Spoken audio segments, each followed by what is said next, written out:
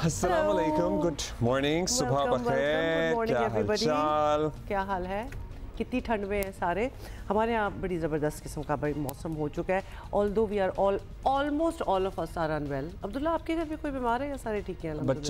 बच्चे मौसम की इज़्ज़त में हैं सर्टनली, बस बच्चे ही बीमार हो रहे हैं। लेकिन एट द सेम टाइम एक मैं आपको रिकमेंड करूँगा ज़रूर, जो चीज़ मैंने इस दफ़ा अपनाई, एक फ्लू शॉट मैंने सीज़न शुरू होने से पहले लगवा लिया था। जब ये सीज़न शुरू होने से पहले आप लगवा रहे थे तो आप कहाँ थी? आप मेरा ख्याल है कहीं नहीं थी यहाँ पे। Let's not even get there. मतलब why did you do it and now you're recommending and you did not recommend it to me? Huma, ये हमें शो की रिकमेंडेशन से ही मैंने इस पे अमल किया था। You know, there had been doctors coming and they had been suggesting us कि अगर आप सीजन शुरू होने से पहले एक फ्लू शॉट लगा लें तो most likely there are chances कि आप वो जो मौसमी सर्दी ज़ुकाम नज़ला होता है उसकी जद में ना आए। सो ये अगले साल के लिए रिकमेंडेशन हमने आपके लिए छोड़ दी है, लेकिन एट द सेम टाइम आपको पता है आज है 24 दिसंबर, कल है कायदे आज़म डे भी, और साथ ही मसीही बिरादरी दुनिया भर में और पर्टिकुलरली पाकिस्तान में भी क्रिसमस की तकरीबात मनाएगी, क्रिसमस की सेलिब्रेशंस हैं। बाहर से फिर के आए ना, मुल्क से बाहर, और इस महीने में आप कहीं निकली हो जैसे मैं निकली हुई थी, तो लगता है पूरी दुनिया सजी हुई है। मतलब they get ready for Christmas. जैसे ही दिसंबर स्टार्ट होता है तो हर चीज़ खूबसूरत लगना स्टार्ट हो जाती है and they really celebrate it a lot. लेकिन दिखाना हमने आपको कुछ और है, क्योंकि हमारा अपना मुल्क भी बर्फ़ की वजह से, जो बर्फ़बारी हो रही है, जो स्नोफॉल हो रही है, इट लुक्स स्टनिंग। अब्दुल्ला, देखिए हम यहाँ जरा सजा लग रहा है। हाँ, हम in the comfort of our studio बैठे हुए, इतनी ठंड में ना बैठे हो, तो टीवी पे देखते हुए कितनी खूबसूरत लगती है। खूबसूरत तो लग रही है ये जगह, और ये जगह है मरी, मलिका कोहसार, पाकिस्तानियों का फेवरेट टूरिस्ट डेस्टिनेशन, हर पाकिस्तानी का। It is beautiful, it is Indeed beautiful, और मजा भी आता है actually when you go. Although of course आज भी अगर आप फैमिली के साथ ढेर सारे कजन्स मिलके या बच्चे और सब रल मिल के जाएं, रल मिल के जाएं, तो it is another enjoyment all together. अगर आप ना भी जा रहे हो तो एटलीस्ट आपकी कुछ अच्छी मेमोरीज होती हैं, जो मेमोरीज होती हैं उनमें मरी कहीं ना कहीं जरूर फिट आता है। Absolutely. So it's so beautiful to see it as well. देखिए पीछे दरख्त, देखिए कितने कितने ग्रे हैं। ऑल्दो आपको पता है ये ब्लैक एंड वाइट स्क्रीन नहीं है, आगे आपको रंग नज़र आ रहे हैं, लेकिन जब स्नो गिरती है किसी चीज़ पे, these trees are suppose to be lush green, और इस वक्त सब कुछ ग्रे वाइट टाइप हुआ है। ये दरख्त ही हैं जिनकी वजूद की वजह से ये मनाजिर भी हमें अच्छा लग रहे होते हैं। अगर ये सपाट सतहों पे बर्फ़ गिर रही होती तो वो खूबसूरती कहाँ होती। ये दरख्तों की टहनियों पे, शाखों पे जब बर्फ़ गिरती है सो वो एक अजब ही और अलग ही मंजर पेश करती है। How stunning. बहुत आपने बड़ी कुछ इसमें कोई अच्छी बात की है, मज़े की, शायराना को गा के सुना देते हैं। अच्छा जी, आगे चलते हैं और क्या करें?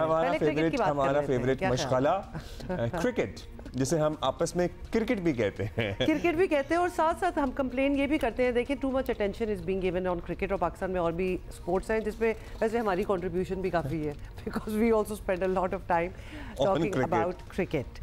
अच्छा जी, बात करें फिर, क्या कर रहे हैं? बात हमने ये करनी है कि जनूबी अफ्रीका के खिलाफ वनडे सीरीज़ में तारीख साज हमने कामयाबी हासिल की है। कल हमने बड़ा जश्न मनाया, गाने सुने, मतलब लुडियाँ डालना रह गई थी, और बनता भी था। जनूबी अफ्रीका को उसके घर में वनडे सीरीज़ में हमने क्लीन स्वीप किया है, 3-0 से हराने वाली पहली टीम बन गए हैं, और कौमी टीम के लिए यकीन बहुत बड़ा एजाज़ है। अब दोनों टीमों के दरमियान 2 टेस्ट मैचेस की सीरीज़ खेली जाएगी। अब है टेस्ट सीरीज़, सो T20 हो गया, वनडे हो गया, now it's the time for the test series. पहला टेस्ट होगा 26 दिसंबर से सेंचुरियन में।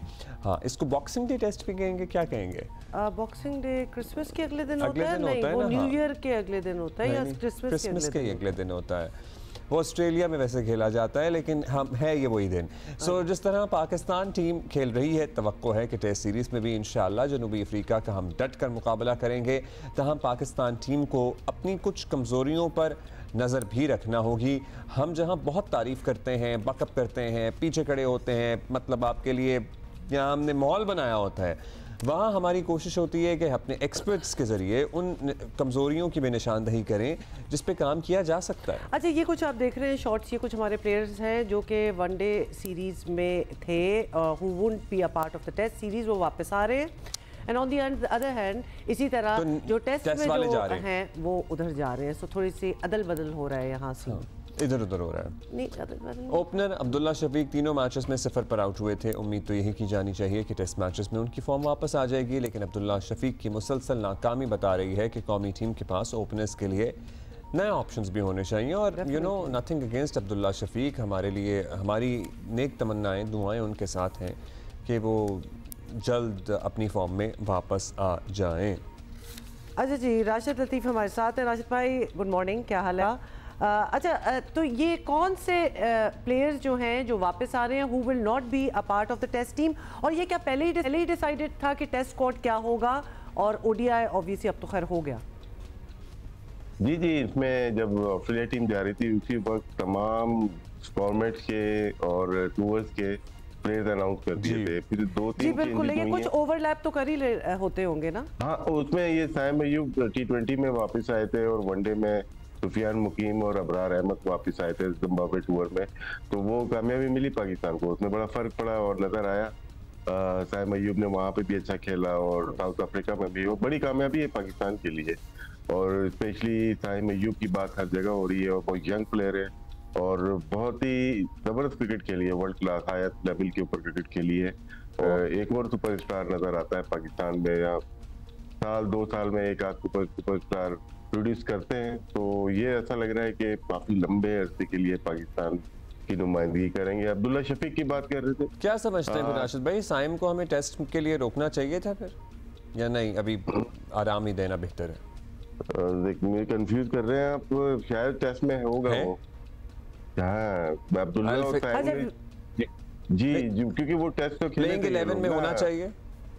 जी, हमारे पास ओपनर के ऑप्शन कम है। हमारे पास तीसरा ओपनर जो नजर आएगा वो मेरे ख्याल से विकेट कीपर हसीबुल्ला है, वो तीसरा ऑप्शन है। अगर तो ये समझें कि अब्दुल्ला शफीक की फॉर्म बेहतर नहीं है, हम ना खिलाएं, तो हसीबुल्ला की परफॉर्मेंस फर्स्ट क्लास में बहुत अच्छी है, उनका एवरेज ऑफ मोर देन 50 है। तो अब देखते हैं साउथ अफ्रीका वो टीम है वर्ल्ड टेस्ट चैंपियनशिप में नंबर 1 है, वो 2 टेस्ट मैच या 1 टेस्ट मैच भी जीती है, वो फाइनल में चली जाएगी। दूसरी लाइन में जो ऑस्ट्रेलिया दूसरे नंबर पे और इंडिया तीसरे नंबर पे है, पाकिस्तान 7वें नंबर पे पहुंच चुका है, काफी टेस्ट मैचेस हारे थे। तो ये साउथ अफ्रीका के लिए बहुत इंपॉर्टेंट है ये पहला टेस्ट मैच जो है सेंचुरियन में और केप टाउन में। हमें इस टाइम एज हासिल है, हम अभी आपको पता है क्लीन स्वीप करके आए हैं वनडे सीरीज में, अब टेस्ट फॉर्मेट में जब हम इनके मद्दे मुकाबले उतरने लगे हैं, क्या हमें नफसियाती बर्तरी हासिल होगी, या ऑन पेपर कौन सी टीम आपको बेहतर लग रही है, कौन सी फेवरेट नज़र आ रही है for the test series?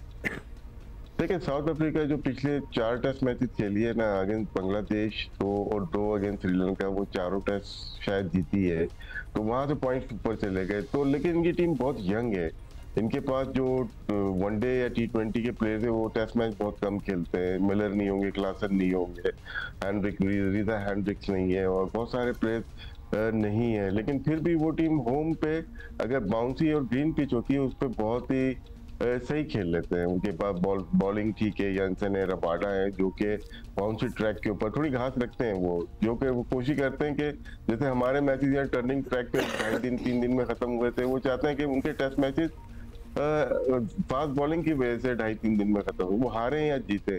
Pakistan को एज हासिल है, पास वापिस आए, अगर अच्छी पिच मिलती है वो आउट करने की सलाहियत रखते हैं, लेकिन हम मिस करेंगे शाहीन को। तो क्या कॉम्बिनेशन होना चाहिए, मतलब खुरम शहजाद अब्बास की आप बहुत बात करते हैं, अभी भी आपने की है, what should be our bowling combination? देखिए, ये 2 तो हमें नजर आ रहे हैं कि दोनों आमिर जमाल तीसरे होने चाहिए, जो कि बैटिंग भी कर सकते हैं। हम काफी वक्त से वेट कर रहे हैं आमिर जमाल का, क्या फिटनेस इशू है उनको, क्योंकि ऑस्ट्रेलिया में भी नहीं खेले। वो जिस तरह से आए थे 1.5 साल पहले जब ऑस्ट्रेलिया का टूर था, तो वो अकेले नजर आ रहे थे कि पाकिस्तान ने बड़ा अच्छा ऑलराउंडर प्रोड्यूस किया, फिर रजाक अनदर महमूद, लेकिन खेले नहीं, शायद कोई इंजरी का इशू है। तो अच्छा, इंजरी की बात हो रही है तो जी बिल्कुल आप खुरम शहजाद का ही जिक्र कर रहे हैं, क्योंकि वो भी कुछ खेलते हैं और फिर इंजर हो जाते हैं। जी, ऑस्ट्रेलिया में भी वो इंजर्ड हो गए, उसके बाद बांग्लादेश के खिलाफ देखें वो बाहर हो गए, फिर वापस आए। अब देखिए, 2 टेस्ट मैचेस हैं, दोनों टेस्ट मैच निकाल रहे थे, वो बॉलर बहुत अच्छे हैं, लेकिन इंजरी अगर हो जाती है तो बिग लॉस होगा, क्योंकि हारिस रऊफ वैसे ही टेस्ट क्रिकेट नहीं खेल रहे, शाहीन आफरीदी को सिलेक्ट नहीं किया गया, हसनैन भी जो तेज बॉलर है 140 प्लस साउथ अफ्रीका में होने चाहिए, थोड़ा बाउंसी ट्रैक होते हैं, थोड़ा बाउंसर पे और सामने से आउट करने की सलाहियत होनी चाहिए, लेकिन फिर भी टेस्ट की नौयत के बॉलर हमारे पास मौजूद हैं। अब्बास को देखते हैं वो कैसी बॉलिंग करते हैं, जब वो बॉलिंग करते हुए आए कोकोपुरा और दूसरी बॉल में फर्क होता है। वो इंग्लैंड में ड्यूक पे खेले और बहुत आउट किए उन्होंने। पाकिस्तान में डोमेस्टिक में 33 आउट किए इस साल, वो भी ड्यूक से थी। अभी कोकोपुरा से खेलने जा रहे हैं, थोड़ा सा लाइट बॉल, थोड़ा सा डिफरेंट तरह का बॉल होता है, लेकिन उनकी काबिलियत में बिल्कुल डाउट नहीं है। उन्होंने अराउंड 700 फर्स्ट क्लास विकेट्स लिए हुए, तो उनका सिलेक्शन भी बहुत अच्छा है। लेकिन अब उनको साबित करना पड़ेगा, क्योंकि 2021 में वो ड्रॉप हुए थे जब हारिस रऊफ और मोहम्मद अली को खिलाया गया था पिंडी टेस्ट, जो जब इंग्लैंड उससे पहले आई थी, जब उसके बाद से वो खेले नहीं। अब दोबारा आकिब जावेद ने ट्रस्ट किया है, सिलेक्शन कमेटी ने ट्रस्ट किया है, और मुझे लगता है कि वो हमारी उम्मीदों पे पूरे उतरेंगे। अच्छा, अगर पिच की हम बात कर लें राशिद भाई, तो आप क्या सजेस्ट करते हैं? वैसे इस पिच पे स्पिनर्स का भी ठीक ठाक काम होता है, क्योंकि साजिद खान को हम लेके नहीं गए। नुमान हमारे साथ हैं, उधर महाराज हैं उनके पास, तो क्या लग रहा है आपको, would it be feasible for the spinners? देखिए, जिस तरह हम सोच रहे थे कि वनडे में स्पिनर का इतना इनपुट नहीं होगा, लेकिन उन्होंने पिचेस जो बनाई वो सब कॉन्फिडेंट टाइप की बनाई। वो अपनी प्रैक्टिस करना चाहते थे, और हमें भी प्रैक्टिस हुई कि हम चैंपियंस ट्रॉफी से पहले ऐसी पिचेस में खेलें। उसमें हमारे स्पिनर अबरार ने परेशान किया, सुफियान ने किया, इवन सलमान अली आगा को देखे, उन्होंने आउट किए। फिर साइम अयूब ने एक स्पेल बहुत अच्छा किया लास्ट ओडीआई में। तो हो सकता है कि दूसरे दिन तीसरे दिन टर्न हो, वहां पे होती है केप टाउन या सेंचुरियन में, प्रेटोरिया में कभी कभार ऐसी पिच बनती है जो कि बाउंस मिलता है हमारे स्पिनर्स को। तो लेकिन हमने जो हिस्ट्री देखी है टेस्ट क्रिकेट की, ज्यादातर वो थोड़ा सा फास्ट बॉलर को ज्यादा हेल्प करती है। कुछ जगह पे मैच है नहीं, या पोर्ट एलिजाबेथ में टर्न होती है, वहां पे इनका मैच है नहीं। मोस्टली इनकी तेज पिचेस होती हैं, सेंचुरियन, केप टाउन, डरबन या कोई और जगह हो, तो वहां पे वो पेस पे जाते हैं। लेकिन सलमान अली आ गए हमारे पास पार्ट टाइम टेस्ट मैच में, और एक्सपीरियंस हमारे पास नोमान है, लेकिन हमें लेके जाना चाहिए था। जिस तरह से अभी हमें मालूम नहीं था कि ऐसी पिचेस होंगे वहां पे ओडीआई में। हो सकता है यहाँ पे भी अगर हमें पिच मिल जाए थी तो हम मिस करेंगे साजिद खान को, जिन्होंने तनहा तो नहीं बोलूंगा, लेकिन नोमान के साथ मिलके हमें भंवर से निकाला था। हम बाहर जा रहे थे, उन्होंने अपनी बैटिंग से, अपनी बॉलिंग से, हम अभी तक नहीं भूले हैं उनकी वो जबरदस्त परफॉर्मेंस। अच्छा, पार्टनरशिप लगना कितना अहम है राशिद भाई? मतलब हमने अपनी वनडे सीरीज में देखा, साइम और बाबर की भी पार्टनरशिप लगी, सलमान की और आगा सलमान और साइम की भी लगी। हम लोग क्रिटिसाइज करते रहे और वजह करते रहे, क्योंकि बहुत इंपॉर्टेंट था बैटिंग बाबर आजम की, रिजवान की, बाकियों ने भी किया, लेकिन इन दोनों का बहुत इंपॉर्टेंट था। अगर हम पहले ओडीआई में देखते हैं, पहले विकेट तो हमारी पहले ओवर में ही चली जाती थी, अब्दुल्ला फॉर्म में नहीं थे। लेकिन आप देखें कि सेकंड विकेट की पार्टनरशिप 44 की थी साइम अयूब के साथ बाबर आजम ने की। फिर उसके बाद आप आते हैं फिफ्थ विकेट की पार्टनरशिप आगा सलमान एंड साइम अयूब 141 की ये पार्टनरशिप हुई। तो इससे आपको अंदाजा लगा सकते हैं। फिर सेकंड में आते हैं, फिर विकेट गिर गई हमारी, 48 की पार्टनरशिप हुई। ये देखिए 48 का मतलब है 10-12 ओवर तो खेले होंगे। 29 बॉल साइम अयूब ने इसमें खेली थी, 24 बॉल खेली थी बाबर आजम। तो बाबर आजम का इम्पैक्ट नजर आने लगा कि वो पार्टनरशिप कर रहे हैं। फिर रिजवान और बाबर आजम ने 115 की पार्टनरशिप की। ये पार्टनरशिप का गेम है क्रिकेट, चाहे वो बॉलिंग में शाहीन का हारिस के साथ हो, या बैटिंग में रिजवान का साइम अयूब के साथ हो, या साइम अयूब का बाबर के साथ हो। तो ये नजर हमें आने लगा। थर्ड ओडीआई में भी देखते हैं 114 की पार्टनरशिप बाबर आजम को साइम अयूब की हुई, फिर 93 की रिजवान एंड साइम अयूब की हुई। फिर हम 30 विकेट पे देखते हैं आगा सलमान एंड ताहिर तैयब की हुई, 94 रन की हुई। तो ये पार्टनरशिप पाकिस्तान मिस कर रहा था। वर्ल्ड कप में हम देखते हैं या दूसरे ओडीआई में देखते हैं, लास्ट 8 ओडीआई में पाकिस्तान 7 जीता है, एक सिर्फ हारा है, जिसमें बैटिंग जब 300 प्लस करेगी। अच्छा, तो चांसेस बॉलर को मिल जाते हैं। कल भी सिकंदर कह रहे थे कि वो जो नीचे आने वाले हैं उन्हें बल्लेबाजी का मौका नहीं मिलता, सो रिजवान अपना नंबर चेंज करके देख लें। शुरू में आपको पता है हमारा एक ट्रेंड था, मतलब एक ट्रेंड ही कह लें कि हमारी जब पहली विकेट गिरती थी ना, तो उसके बाद 3-4 फिर गिरी जाती थी। मतलब हमारी जो शुरुआत है वो सारी एकदम लमलेट हो जाती थी। और खुदा न खास्ता अगर ऐसी सूरत हाल बनी तो हमारा middle order and then late middle order, कोई सूरत हाल है, उतना पोटेंशियल आपको नज़र आ रहा है कि संभाल लेंगे? देखिए आहिस्ता आहिस्ता नज़र आ रहा है। अभी ताहिर तैयब ने काफ़ी इम्प्रेस किया लास्ट मैच में, दिलेर लगे तो उन्होंने अटैक किया है, और सलमान अली आ गए हैं, कामरान गुलाम है, ये ठीक है। टिकू भाई की बात अपनी जगह वजह है, बिल्कुल दुरुस्त है। लेकिन वनडे क्रिकेट में हम अपने स्लॉट ढूंढ रहे थे और हमें मिले। वजह क्या मिली कि इनको कॉन्फिडेंस मिला नंबर 3 पे बाबर आजम को दोबारा और रिजवान को। हम ढूंढ रहे थे नंबर 5, नंबर 6, हमें एतमाद बहुत ज्यादा सलमान अली आगा पे नहीं था, लेकिन उन्होंने जैसी बॉलिंग की फर्स्ट ओडीआई में, उन्होंने फिर बैटिंग की, 82 रन किए, वहां पे हम मैच जीते हैं। उसके बाद उनका भी कॉन्फिडेंस बढ़ा और पाकिस्तान टीम की मैनेजमेंट का और पब्लिक का भी, यार ये ऐसा ऑलराउंडर है कि जो हमें जितवा सकता है। तो एक हमारा नंबर वहां पे मिल गया। फिर नेक्स्ट मैच में अगर हम देखें, कामरान गुलाम ने जो बारी ली है, जो बैटिंग की है, बहुत ही जबरदस्त बैटिंग की, 173 के स्ट्राइक रेट पे उन्होंने तकरीबन 60 रन किए। तो ये दो चीजें नजर आ गई। आफ्टर रिजवान 5-6 नंबर, जो भी 5 आ जाए या 6 आ जाए, 7 नंबर पे ताहिर तैयब को अभी ट्राई किया, वो भी है। प्लस पॉइंट पाकिस्तान का ये हुआ, साइम अय्यूब बॉलिंग करने लगे, करते थे और बहुत ही उम्दा बॉलिंग की उन्होंने। इसका मतलब है छठे बॉलर वो नजर आ रहे हैं सब कॉन्टिनेंट, यानी कि पाकिस्तान या दुबई में मैचेस होते हैं वो नजर आ रहे हैं। जैसे हमारे जमाने में आमिर सोहेल किया करते थे, वो हमारे छठे या 5वें बॉलर बनते थे। और वो वैसे राशिद भाई, हम बात कर रहे थे कि बिल्कुल क्रिसमस के अगले दिन ही है, आपने भी ऐसे टूर्नामेंट्स खेले होंगे जो फेस्टिव सीजन के दौरान होते हैं, क्या माहौल होता है? मतलब जाहिर है स्पेक्टेटर्स का भी रश जरा ज्यादा होता होगा, वो हॉलिडे सीजन चल रहा होता है, इर्द गिर्द भी माहौल जरा डिफरेंट होता है। वो हॉलिडे सीजन में क्रिकेट देखना चाहते हैं आके? हाँ, आई एम श्योर देखना चाहते हैं। ये हाउसफुल होता है मेलबर्न, स्पेशली ये जो इंडिया और ऑस्ट्रेलिया का मैच है ना, ये देखिएगा, ये हाउसफुल होगा, उसमें 90,000 लोग होंगे। और कुछ लोग बताते हैं इसमें, क्योंकि हम लोग वहाँ पे टेस्ट बॉक्सिंग डे में नहीं खेले, जब वो डोर खुलता है, जब दो बैट्समैन या फील्डिंग जाती है ना, तो वो आवाज वो कहीं पे भी आप सुन नहीं सकते। वो आवाज आपको किसी कॉन्सर्ट पे नजर नहीं आएगी, वो मेलबर्न में सिर्फ नजर आ जाएगी बॉक्सिंग डे में। हमारे यहाँ पे भी 2 और मैचेस खेले जाएंगे। पाकिस्तान खेल रहा है साउथ अफ्रीका से और अफगानिस्तान खेल रहा है जिम्बाब्वे से बॉक्सिंग डे में, और ये स्पेशल डे है टेस्ट क्रिकेट के लिए। चलिए, we look forward to our victory as well जब ये मैच शुरू होगा on 26th of December इंशाल्लाह। Thank you for being with us this morning। अच्छा, मैच जो है ना, हमने बात तो काफी कर ली है, लेकिन ये ना समझे कि आज है ये मैच, होना है परसों 26 को होना है मैच। अच्छा, बाय द वे, मरी में ऑलरेडी सयाहों का रश शुरू हो गया है, सो जस्ट इन केस हमने देखे थे कि आप इंटरेस्ट ले रहे हैं, हमने देखा है क्योंकि बारिश बारिश के बाद बर्फबारी और वो एक सफ़ेदी की चादर सी ओढ़ ली है वादी ने पूरी मरी में, लेकिन रास्ते खुले हुए हैं, बट बी वेरी केयरफुल। और खासतौर पे एक लिमिट भी है, आपको पता ना कि वहाँ तो रोडें बंद ये वो दिन है ना जब मतलब अगर शुरू हो जाए सिलसिला तो फिर पूरी दुनिया ने पहुंच जाना है मरी। विदाउट एनी लॉन्ग प्लान, जो खासतौर पे इस्लामाबाद, पिंडी और गिरदोनवा के लोग हैं, वो तो बस जाके आ जाएंगे, फिर फंस जाते हैं। अच्छा मौसम में आओ होके आए, क्योंकि उनके लिए तो होके आना वाला है, बट दैट अच्छा, अभी अस्तोर जाएंगे और रफ़ीउल्लाह है हमारे साथ, वो बता रहे हैं वहाँ क्या मौसम है।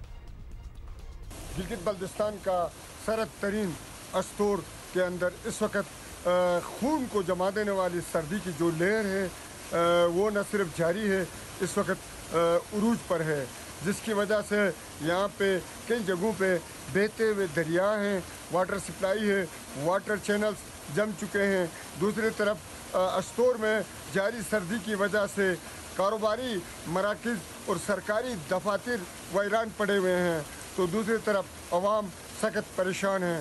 इस वक्त निज़ाम ज़िंदगी बिल्कुल मफलूज होकर रह गई है, लोग घरों के अंदर महसूर होकर रह गए हैं। अस्तोर के जो भलाई इलाकों की बात की जाए तो इस वक्त ज़िले के अक्सर भलाई इलाकों में 1 फीट से ज़्यादा बर्फ़ मौजूद है, और दूसरी तरफ जो भलाई इलाकों की जो सड़कें हालिया बर्फबारी की वजह से मुनक़ता हुई थी, उनको पाक आर्मी ने बहाल कर दिया है। सर्दी लग रही है मुझे देख के। चादर मैंने अपनी गोद में रखी हुई थी ना, वैसे कोई यहाँ बर्फ़ नहीं पड़ रही। मेरा दिल चाह था ये विजुअल देखते हुए ओढ़ लूं, क्योंकि देखने से सर्दी लग रही है। खैर मैं थोड़ी सी बीमार हूं तो आई गेस इसलिए। सही कहा रफ़ीउल्लाह ने, खून जमा देने वाली सर्दी है नजर आता, बट सो स्टनिंग, मतलब वो आबशार भी जो है वो जमी हुई है। अच्छा जी, मुजफ्फराबाद और गिरतुनवा में मौसम कैसा है? नहीं, आज क्या जमा देना है हम सारों को, हमने चलना है और हमें बता रहे हैं आरिफ उर्फी। दारुल हुकूमत मुजफ्फराबाद समेत आज़ाद कश्मीर के शुमाली और वस्ती अजला शदीद सर्दी की लपेट में है। जिला नीलम, जिला जहलम वैली, जिला बाग, बल्कि पूंछ डिवीजन के तमाम ये जिला बाग, हवेली, रावला कोट और पलंदरी शदीद सर्दी की लपेट में है। रावला कोट और पलंदरी की सूरत हाल तो बाकी पूंछ डिवीजन के अजला की निस्बत ज़्यादा सर्द है, वहाँ पर सर्दी की शिद्दत बहुत ज़्यादा है। गुज़श्ता कुछ दिनों में तो दर्जा रात के औकात में -20-21 तक गया है, जिसकी वजह से सर्दी की शिद्दत शिद्दत में बहुत ज्यादा इजाफा हो गया है। सूरज तो है लेकिन सूरज की रोशनी जमीन पर नहीं पहुंच रही, जिसकी वजह से न रोशनी है न तपश है और सर्दी की शिद्दत में मुसलसल इजाफा हो रहा है। सर्दी की शिद्दत के हवाले से मौसमियात का ये कहना है कि आइंदा हफ्ते में शायद एक रोज बारिश का इम्कान है, लेकिन इस हफ्ते में मुसलसल सूरत हाल जो है मौसम की वो इसी तरह रहेगी। इतना खूबसूरत ये ब्रिज है मुजफ्फराबाद के बीचों बीच, ये वाला, और देखिए ना दरिया के ऊपर से जो हाँ और सनसेट भी था विजुअल है ना, वो ब्यूटीफुल लगता है। मुजफ्फराबाद इज ब्यूटीफुल, है खूबसूरत जगह। अच्छा, अब कुछ और बात करने को दिल नहीं चाह रहा। कोई ऐसा साल गुजरता जब हमारे पास एटलीस्ट इस एवेन्यू में कोई बेहतर खबर होती है आपको बताने को, लेकिन हमने वही देखा जो ऑलमोस्ट हम हर साल देखते हैं। कहीं बाप बेटी पर इंसानियत सोच तशद्दुद कर रहा है, कहीं नौकरी के झांसा देकर लड़की से ज़्यादती हो रही है, और कहीं अस्पताल में इलाज के लिए आने वाली माँ पर जिनसी हमला। ये हुआ है जी सब कुछ कराची में, और कराची से पिंडी तक ख़वातीन से मुतालिक परेशान कुन ख़बरें जो हैं वो ख़वातीन के तहफ़्फ़ुज़ पर सवालात उठा रही हैं। इनफैक्ट कराची, रावलपिंडी, मुल्तान, मतलब यू नेम इट, कहीं ना कहीं से कोई ना कोई पूरे मुल्क में ऐसे वाक़यात रिपोर्ट हो रहे हैं। जैसे कि अभी बताएं कि बहावलपुर में नौकरी का झांसा देकर लड़की को मुबैना इज्तिमाई ज़्यादती का निशाना बनाया गया, जिसे विक्टोरिया अस्पताल में दाखिल करवाया गया, जो बाद में दम तोड़ गई। उधर बेनज़ीर भुट्टो अस्पताल रावलपिंडी में सिक्योरिटी गार्ड ने बेटी के इलाज के लिए अटक से आने वाली खातून को ज़्यादती का निशाना बना डाला। गार्ड को गिरफ्तार कर लिया गया है। पुलिस का कहना है कि ठोस शवाहिद हासिल करके मुलजिम को सख्त सज़ा दी जाएगी। कराची के इलाके कायदाबाद में पुलिस ने नर्सिंग के शोबे से वाबस्ता एक लड़की को घर से बाजियाब करवा लिया। पसंद की शादी का इजहार करने पर वालिदैन ने लड़की का ना सिर्फ सर मूंड डाला था बल्कि उसे कैद भी करके रखा हुआ था। मुतासरा लड़की की मुद्दत में कायदाबाद थाने में मुकदमा दर्ज कर लिया गया है। अभी कल एक और खबर जो कि मुल्तान से आई है, वहाँ एक मेडिकल स्टूडेंट को ज़्यादती का निशाना बनाया गया। तो ये खबरें जो है ना, ये हम लिटरली, आई हेट टू से दिस, लाइक कुछ घंटा हम इंतज़ार कर लें तो एक दो और आ जाएंगी। ये ज़रा हमने बात करनी है, हमारे कॉरेस्पॉन्डेंट्स हमारे साथ हैं। सबसे पहले कमर अली मस्तोई, नुमाइंदा जियो न्यूज़ कराची हैं। कराची वाला मामला, कमर ज़रा हमें थोड़ी सी तफसील बताएं, डिटेल में बताएं कि हुआ क्या। कि खातून ने जो पुलिस को बयान दिया है, उस लड़की ने जो पुलिस को बयान दिया है, उनका ये कहना है कि उनके वालिद और उनकी वालदा में 7 माह कबल ही तलाक हो गई थी, और उनकी वालदा जो है 7 माह से अलग किराए पर घर लेकर रही थी और अपनी वालदा के पास शिफ्ट हो गई थी। 1 माह से उनका कहना है कि उनके वालिद उनकी वालदा के घर आ रहे थे और उनको फोर्स कर रहे थे उनको, उनकी बहनों को, कि वो जो है वो उनके साथ रहें। इसी दौरान उनका कहना है कि उन्होंने अपने घर वालों से जो है वो पसंद की शादी का भी इजहार किया कि वो एक लड़के को पसंद करती है और उससे शादी करना चाहती है, जिस पर उसके घर वाले उसके ख़िलाफ़ हो गए। उनका कहना है उनके वालिद, उसके चचा, उसकी दादी और एक उसने पुलिस को बयान दिया कि एक पड़ोसन भी उनकी जो है वो भी जो है इस सारे मामले में मुखालफत करती रही। फिर लड़की जो है वो अपने वालिद के मारपीट और तशद्दुद से जो है वो खौफज़दा होकर अपनी दोस्त के पास ग्रीन टाउन में रह रही थी। उसके बाद लड़की का वालिद और वालदा जो हैं वो ग्रीन टाउन में आए और उस लड़की को बहला फुसला कर उससे मनाया कि हम आपकी जो है शादी आपकी पसंद की जगह पर कर देंगे, और उसे फिर घर में कैद कर दिया कायदाबाद में।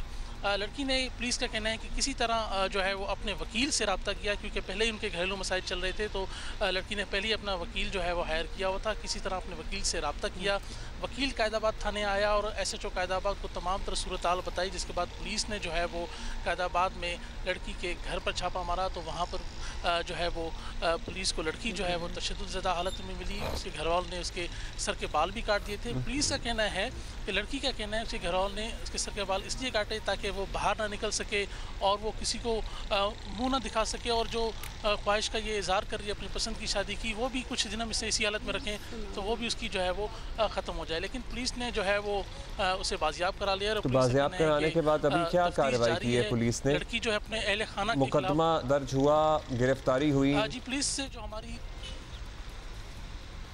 पुलिस ने मुकदमा दर्ज करने के बाद लड़की के वालिद, वालदा उसके चचा, उसकी दादी और पड़ोसन को भी गिरफ्तार किया है। तमाम को गिरफ्तार करने के बाद पुलिस ने अदालत में पेश किया है। पुलिस का कहना है कि अदालत में तमाम 5 मुलजिमान की ज़मानत तो हो गई है, लेकिन लड़की अपने साथ होने वाले सलूक, अपने साथ होने वाले जुल्म के खिलाफ जो है वो अपने अहले खाना के खिलाफ तो लड़की अब महफूज, मेरी बात सुनिए, पूरा खानदान अंदर हो गया, उसके बाद जमानत पर बाहर भी आ गया, इस लड़की की जान को कोई खतरा तो नहीं होगा इस सूरत हाल में जहां ऑलरेडी वो उस पर इतना तशद्दुद कर रहे थे? देखिए, पुलिस का कहना है कि लड़की जो है वो वापस अपने घर को नहीं आई, वो अपने जानने वालों के पास जो है वो रह रही है और पुलिस भी इस सारे मामले में लड़की से जो है वो अपडेट ले रही है। लड़की के वकील से भी जो है वो पुलिस राब्ते में है और पुलिस का कहना है कि लड़की जो है अपने अहले खाना के खिलाफ जो बयान दिया था वो उस पर वो कायम है और पुलिस भी इस हवाले से मज़ीद जो है वो तफ्तीश कर रही है, क्योंकि अहले खाना इस वक्त जो है ज़मानत पर हैं, लेकिन कोशिश की गई है कि लड़की पर दबाव भी डाला गया कि वो अहले खाना से सुलह करें। क्यों करें सुलह? काफ़ी हो गया वैसे तो उसने जब सुलह करने की, बहुत शुक्रिया कमर अली मस्तोई, जब उस लड़की ने सुलह करने की है तो उसको धोखा ही हुआ। मतलब वो ट्रॉमा आप सोच सकते हैं जहाँ मतलब घर में बाकी तो ख़ानदान इन्वॉल्व है उसकी फैसला साजी में, ताया ले लो, चचा ले लो, पड़ोसी भी इन्वॉल्व हैं। मतलब कोई रह गया है कि एक लड़की अपनी मर्जी कर ना पाए, क्या वो पूरी दुनिया को इकट्ठा कर लें, उसके बाद सर मुंडवा देना, मतलब झूठ से उसको वापस लेके आना, सर मुंडवाना, उसको कैद कर देना। ये लड़की फिर भी थोड़ी सी पावरफुल लग रही है कि she had a lawyer and she could fight her case, so hats off to हर।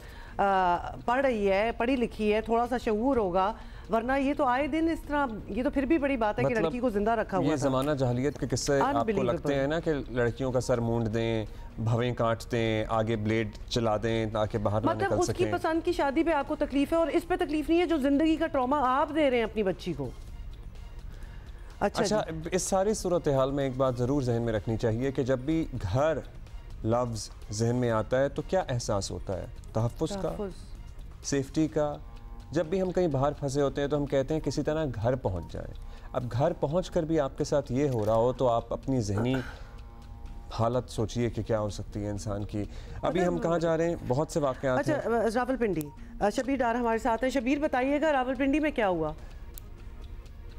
जी, बेनज़ीर भुट्टो अस्पताल के बाहर हम इस वक्त मौजूद है। गुज़श्ता रोज़ यहाँ से एक खातून के साथ अस्पताल के एक सिक्योरिटी गार्ड की जानिब से मुबैना ज़्यादती का वाक़या रिपोर्ट हुआ है। इस वाक़े से मुतल्लिक़ अब तक जितनी भी मालूमात सामने आई हैं उसमें ये बताया गया है कि जो मुतासरा खातून है उसका ताल्लुक़ ज़िला अटक के एक गाँव से है और वो यहाँ पर अपनी बच्ची के इलाज की गर्ज से आई थी। उनकी बच्ची यहाँ पर 5-6 दिन से एडमिट है यूरोलॉजी डिपार्टमेंट में और वो उस बच्ची की देखभाल के लिए यहाँ पर मौजूद थे। 21 दिसंबर की रात को ये मुतासरा खातून जो है यूरोलॉजी डिपार्टमेंट के वाशरूम में चली गई। वहाँ पर जो सिक्योरिटी गार्ड मौजूद थे, शाजिब खान जिसका नाम बताया गया है, जो वहाँ पर ड्यूटी के लिए मौजूद था, वो उस खातून के पीछे वाशरूम में चला गया और ज़बरदस्ती खातून के वाशरूम में दाखिल हो गया और उनका मुँह बंद करके उनको जिनसी जाति का निशाना बनाया। खातून का मौक़िफ़ है कि वो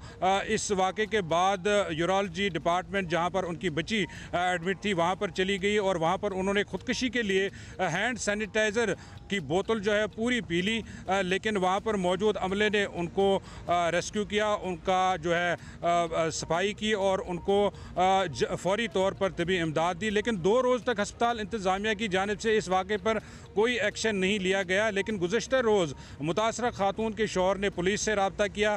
थाना वारिस खान पुलिस ने मुलजिम शाजिब खान जो सिक्योरिटी गार्ड है इस अस्पताल का उसको गिरफ़्तार किया और मुतासरा खातून की मुद्दत में मुकदमा भी दर्ज कर लिया है। CPO रावलपिंडी खालिद महमूद हमदानी ने भी इस वाक़े पर नोटिस लिया है और उन्होंने इस पूरे वाक़े की तहकीकात करने का हुक्म दिया है। कमाल है कि अस्पताल इंतज़ामिया ने मामला 2 दिन दिए उस सिक्योरिटी गार्ड के वो गायब हो जाए जहाँ होना है, तो शुक्र है कि वो पकड़ा गया। और मतलब वो खातून जो है वो खुदकुशी करने वाली थी वहाँ अस्पताल में। दिस इज़ बहुत ही ज़्यादा। अव्वल तो वो ही बात है ना, हम सेफ़ स्पेसेस की बात करें। एक अस्पताल में जाके भी आपको सेफ़ ही फील करना चाहिए, क्योंकि आप इतनी बीमारियां लेके जाते हैं कि आप जा ही इसलिए रहे हैं ना कि अब आपका इलाज हो जाएगा और जगह ठीक है और यहाँ हमदर्द लोग होंगे, और वहाँ इस किस्म का हादसा हो रहा हो। ट्रॉमा और ज़ाहिर है इसमें इंसान कभी कभी हिम्मत भी हारता है, लेकिन हम फिर कहेंगे कि इस खातून ने अपनी जान लेने की कोशिश की है। अगर कोई हादसा रूनुमा होता भी है किसी के साथ ज़िंदगी में, तो इस आज़म के साथ आगे बढ़ना चाहिए कि उन लोगों को कैफिर किरदार तक पहुंचाना है, ना कि अपनी जान लेनी है या अपने आप को नुकसान पहुंचाना है। नहीं तो कोई ऐसे एग्जांपल्स भी हो ना, वैसे तो हम भी इधर बैठे हुए ऑन अ रेगुलर बेसिस आपको यही बता रहे होते हैं कि अटक में क्या हुआ, तो कराची और मुल्तान और पेशावर में क्या हुआ, लेकिन कितनी कम दफ़ा हमने आपको ये बताया कि किसी को सज़ा भी हुई हो इन चीज़ों की, because it really never gets down to that. अब एक और किस्सा भी सुन लें बहावलपुर से। अमीन अब्बासी हमें रिपोर्ट कर रहे हैं। जी, मैं इस वक्त बहावल विक्टोरिया हॉस्पिटल के एमरजेंसी वार्ड के सामने मौजूद हूँ। ये वो जगह है जहाँ पर 9 दिसंबर की रात को कार सवार नामालूम मुल्ज़मान एक 24-25 साला लड़की को बेहोशी की हालत में हॉस्पिटल के वार्ड में छोड़कर फरार हो रहे थे। लड़की के वर्सा और यहाँ पर मौजूद लोगों ने उनमें से एक मुलजिम को पकड़ लिया, जिसने अपना नाम आमिर बताया। लड़की के एडमिशन के बाद जब जियो न्यूज़ को इस बारे में पता चला तो उन्होंने खबर ब्रेक की। एक लड़की जो है जिसको नामालूम मुल्ज़मान ने अगवा किया हुआ था और उसके साथ मुबैना तौर पर इज्तिमाई ज़्यादती की जा रही थी और साथ ही उसको तशद्दुद का निशाना बनाया जा रहा था। इस लड़की को उस हॉस्टल में रहने वाली दूसरी लड़की ने जॉब का झांसा देकर कहीं ले गई और उसके बाद जो लड़की जो उसका घर वालों से राब्ता मुनक़ता हो गया। ये लड़की 14 दिन बहावल विक्टोरिया अस्पताल में ज़ेर इलाज रहने के बाद दम तोड़ गई है। पुलिस ने अभी तक 2 मुल्ज़मान को गिरफ़्तार किया है। आज जब इस सिलसिले में SHO थाना बगदादुल जदीद से बात की गई तो उसका कहना ये था कि इस वाक़े का मरकज़ी मुल्ज़िम जो अपना नाम हारून एडवोकेट बताता था उसको गिरफ़्तार किया गया है और जब इंटेरोगेट किया गया है तो इसका असल नाम गुफरान है। ये अहमदपुर शर्किया का रहने वाला है और इसने बहुत से इंकशाफात किए हैं जिसका पुलिस ने फ़िलहाल तो ना मीडिया से शेयर किया है बात, ना ये बताने को तैयार हैं। SHO का कहना ये था कि जो मरकज़ी मुल्ज़िम है गुफरान, वो DNA टेस्ट के लिए उसको लाहौर भेजा हुआ है। जिस मुल्ज़िम को हॉस्पिटल से पकड़ा गया था और उस वक्त उसने अपना नाम आमिर बताया था, उसका नाम भी साजिद है। वो भी जिस्मानी रिमांड पर है और उससे भी तहकीकात की जा रही है। लड़की के वर्सा का कहना ये है कि जब से वो हॉस्पिटल में आए हैं डॉक्टर्स ने एक रिवायती तौर पर तो उसका इलाज किया, लेकिन ना लड़की के ज़ख्मों को सामने लाया गया और ना ही उसका मेडिकल रिपोर्ट तैयार की गई। पुलिस को चाहिए कि वो इस FIR में 780A की दफ़ा शामिल करे और इस वाक़े के केस का चालान जो है वो इंसदाद दहशतगर्दी की अदालत में भेजा जाए। अच्छा, एक और पहलू इसमें आया, बहुत बहुत शुक्रिया इन्होंने हमें अमीन अब्बासी ने डिटेल दी। लेकिन जब ये अस्पताल में पहुंच ही जाती हैं बच्चियां और जिनके साथ ख़ास तौर पे इस तरह कोई इतना बड़ा हादसा हुआ हो तो थोड़ी सी हमदर्दी भी होनी चाहिए साथ। मतलब ना सिर्फ कि एक रेप किट जो होती है और ऑब्वियसली उनके टेस्ट वगैरह किए जाएँ, एक एटीट्यूड भी ऐसा होना चाहिए। They are not to be blamed, number 1, they are not to be discarded, number 2, उनको तो एक्स्ट्रा केयर और एक्स्ट्रा अंडरस्टैंडिंग की ज़रूरत है। फिजिकल केयर तो चाहिए ही होती है, फिजिकल तो है, लेकिन जो ट्रॉमा है वो that's of another level all together. दुनिया में मैं कहती हूँ जंगें आप लड़ लें, लेकिन rape is another ball game all together, violation of a different kind. तो उसमें हम इन स्टोरीज़ का सर्टनली फॉलो अप भी करेंगे और बताएंगे आपको कि क्या बना इन केसेस का। लेकिन अभी हमें आगे बढ़ना है और हमारे पास और जी जो ये हमारे पास खबरें आती हैं ना, आई एम सॉरी, कोई भी जगह नहीं लगता कि एक लड़की के लिए, खातून के लिए महफूज है। आप स्कूल ले लें, आप घर ले लें, आप कोई वर्क प्लेस ले लें, हॉस्पिटल ले लें, मदरसा ले, मतलब आप कहीं चले जाएं, वहाँ क्या ख़वातीन क्या बच्चे, मतलब अभी तो बच्चों के केसेस आपको पता है कितने तवातुर के साथ हम young girls and young boys and ये सब भी रिपोर्ट करते रहे हैं। सो अभी हम आगे बढ़ेंगे और आपको बताना हमने ये कि हुकूमत और तहरीक इंसाफ के दरमियान आखिरकार पहली बैठक हो गई है। दोनों जानिब से मुज़ाकरात का सिलसिला आगे बढ़ाने के अज़्म का भरपूर इजहार किया जा रहा है, लेकिन दोनों जानिब से एतमाद का फुकतान भी कहीं ना कहीं छलकता नज़र आ रहा है। बहुत सी बातें भी गर्दिश कर रही हैं कि अली अमीन गंडापुर, उमर अयूब, सलमान अकरम राजा, हामिद खान मुज़ाकरात के हक़ में नहीं हैं, कल थे भी नहीं वो, और मुख्तलिफ हर एक की अलग वजह बताई गई थी। कोई केस में था, कोई मीटिंग में था, कोई ढाका में था। ये वजह रही है कि वो मुज़ाकरात में शरीक नहीं हुए। चेयरमैन PTI बैरिस्टर गौहर ने इस तासुर की तरदीद की और कमेटी अरकान की गैर हाजिरी की वजह मसरूफियात को करार दिया। बहरहाल कल इतना ज़रूर हुआ है कि PTI ने अपने मुतालबात का इब्तदाई खाका हुकूमती नुमाइंदों के सामने रख दिया है, जिसे बाद में असद कैसर ने भी मीडिया से शेयर किया है।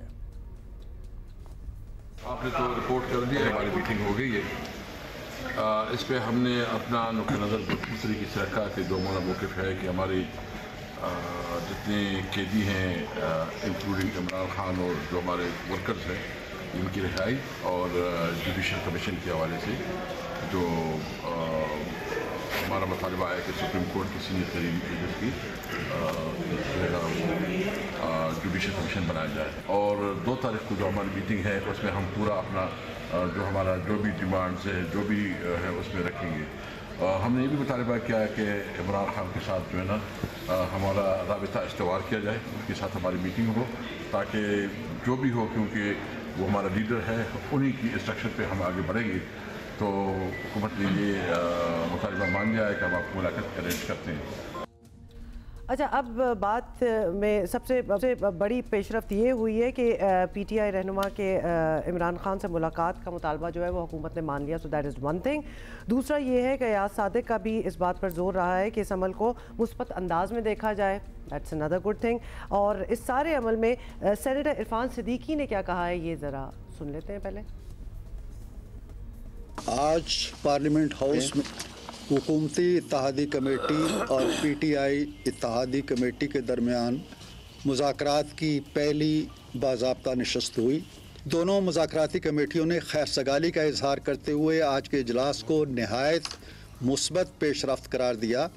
उन्होंने तवक्को ज़ाहिर की कि पार्लियामेंट मसाइल हल करने का अहम फोरम है और मुज़ाकराती अमल को जारी रहना चाहिए। तय पाया कि अगली मीटिंग में अपोजिशन कमेटी तहरीरी तौर पर अपने मुतालबात और शराइत कार पेश करेगी ताकि उस दस्तावेज़ की रोशनी में बातचीत को आगे बढ़ाया जा सके। कुछ माजी की बातें हुई, कुछ हाल की बातें हुई और कुछ मुस्तकबिल की बातें हुई। माहौल बहुत अच्छा था, इसमें सियासी बेहतरी भी आएगी, जमहूरियत भी मुस्तहकम होगी, पाकिस्तान को जो चैलेंजेस दरपेश हैं उसमें भी बेहतरी आने का इम्कान है।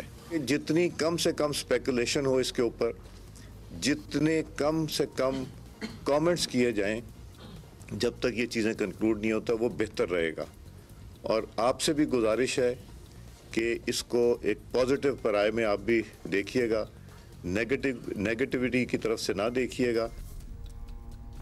अच्छा, बाज़ लोग फिर पूरी उम्मीद नहीं है पाकिस्तान तहरीक इंसाफ के और वो कह रहे हैं कि उन्हें बहुत तवक्कुआत नहीं है। शेख वकास ने तो वो जो फैसला आना था उसके डिले को भी बदनीयती से जोड़ा है और भी कुछ कहना है, सुनिए ज़रा क्या कहा गया। एक ऐसा केस जो बड़ा केस है, जिस केस के पल्ले ही कुछ नहीं है, वो फैसला लिखना बड़ा औखा काम होता है और मुझे अंदाज़ा है कि फैसले हो भी जाते हैं, मगर मैं ये समझता हूँ कि शायद ये इस बात से डरते हैं कि इस किस्म का कोई भी फैसला जो आएगा वो हायर कोर्ट्स में और हायर जुडिशरीज के सामने जब पेश होगा तो शायद पहली पेशी पे ही ये फैसला उड़ जाए। तो बड़ा हौसला करना पड़ता है और ये एक सियासी इंतकाम की बदतरीन मिसाल है। माहौल तो आपको पता है, एवरीबडी वाज एक्सपेक्टिंग के ये मन घड़त सी एक कहानी बनाई गई थी जिसका मकसद सिर्फ और सिर्फ इमरान खान को झुकाना था। मुज़ाकराती कमेटी मिली है आज, उस पर जो उनके 2 नुकात थे उन्होंने वो हुकूमती मुज़ाकराती कमेटी के सामने रख दिए हैं। तो it's start of the engagement. अच्छा जी, आपने सारों के सेंटिमेंट्स भी देख लिए हैं। Let's talk about it. Senior सहाफ़ी आसमा शराजी हमारे साथ हैं। आसमा, ये टॉक्स हो ही जाना, शुरू ही हो जाना, ये बैठक, ये बहुत बड़ी बात है क्योंकि पहले तो हम इमेजिन भी नहीं कर सकते थे अर्लियर दिस ईयर। तो अब बताएं कि आपको ये क्या माहौल लग रहा है, क्योंकि कुछ इसको पॉजिटिवली देख रहे हैं, बहुत से जो हैं बड़ा नेगेटिव तरीके में भी देख रहे हैं। तो क्या उम्मीद की जा सकती है कि कुछ निकलेगा इन सारी टॉक्स में से? देखिए, बिल्कुल इसमें कोई दो राय नहीं कि एक गुफ्तगू का या मुज़ाकरात का आगाज़ ही एक नामुमकिन सी बात लग रही थी और लग रहा था कि ये कभी दो जो मुतहारिब ग्रुप, एक मुतहारिब ग्रुप की सूरत बन चुके थे, ये कभी आमने सामने नहीं बैठेंगे। तो सड़कों से बिलाखिर ये मामला होता हुआ मेज़ पे आ पहुंचा है और हमेशा लड़ाई से के बाद भी मेज़ पे ही बात होती है। लिहाजा इसको बहुत खुशाइंद तस्वुर किया जाना चाहिए कि कहीं ना कहीं जब भी सियासतदान बैठते हैं तो कोई ना कोई राह ज़रूर निकालते हैं। लिहाजा इसको मैं ये तो नहीं कहूँगी कि ये नामुमकिनात है, लेकिन बहुत सारी रुकावटें ज़रूर हैं।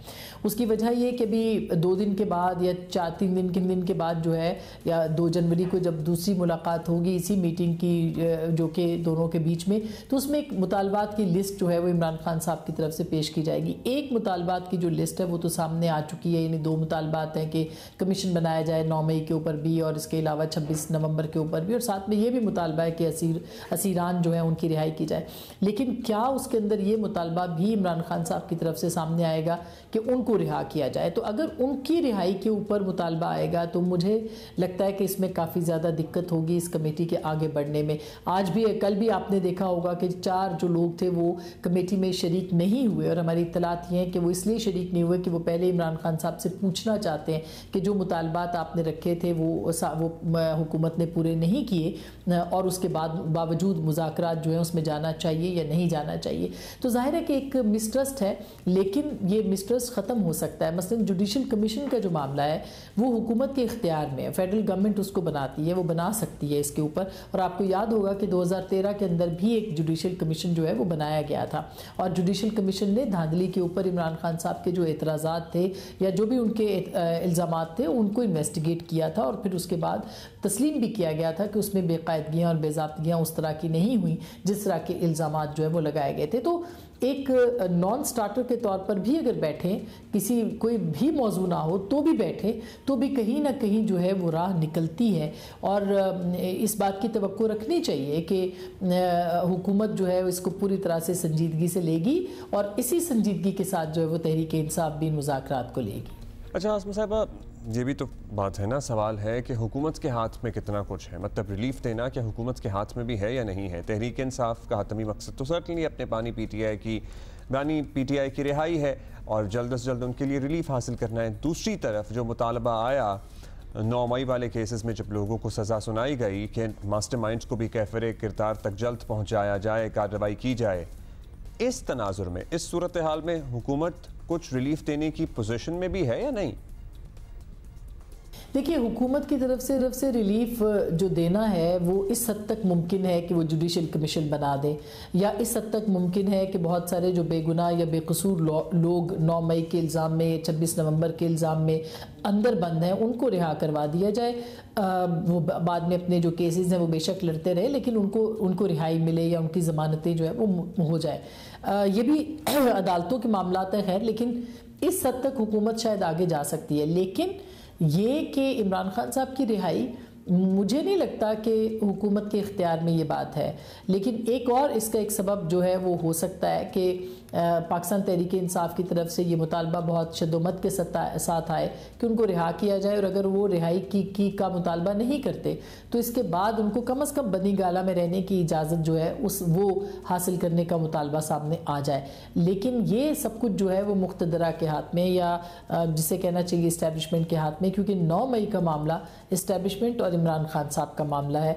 और इस मामले के अंदर जो 25 मुल्ज़िमान को सज़ा हुई है उसके अंदर भी ये कहना कि आइंदा जो है जब तक के मास्टरमाइंड को या जो असल किरदार हैं उनको बेनकाब नहीं किया जाता या उनको इंसाफ के कटहरे में नहीं लाया जाता, ये प्रोसेस मुकम्मल नहीं होगा। इसका मतलब ये है कि मंसूबा साज और जो मास्टरमाइंड हैं उनके ख़िलाफ़, और ये पहली बार नहीं बल्कि हर बार इस तरह के जो एलामिये हैं उनके अंदर या प्रेस रिलीज़ हैं या जो अनाउंसमेंट्स हैं उनके अंदर ये बात होती रही है और बार बार दोहराई जाती है। इसका मतलब ये है कि ये मामला जो है इसके ऊपर कोई तखफीफ अगर कोई दे सकेगा तो वो इस्टेब्लिशमेंट होगी, या इस्टेब्लिशमेंट इस पर तखफीफ दे भी सकेगी कि नहीं।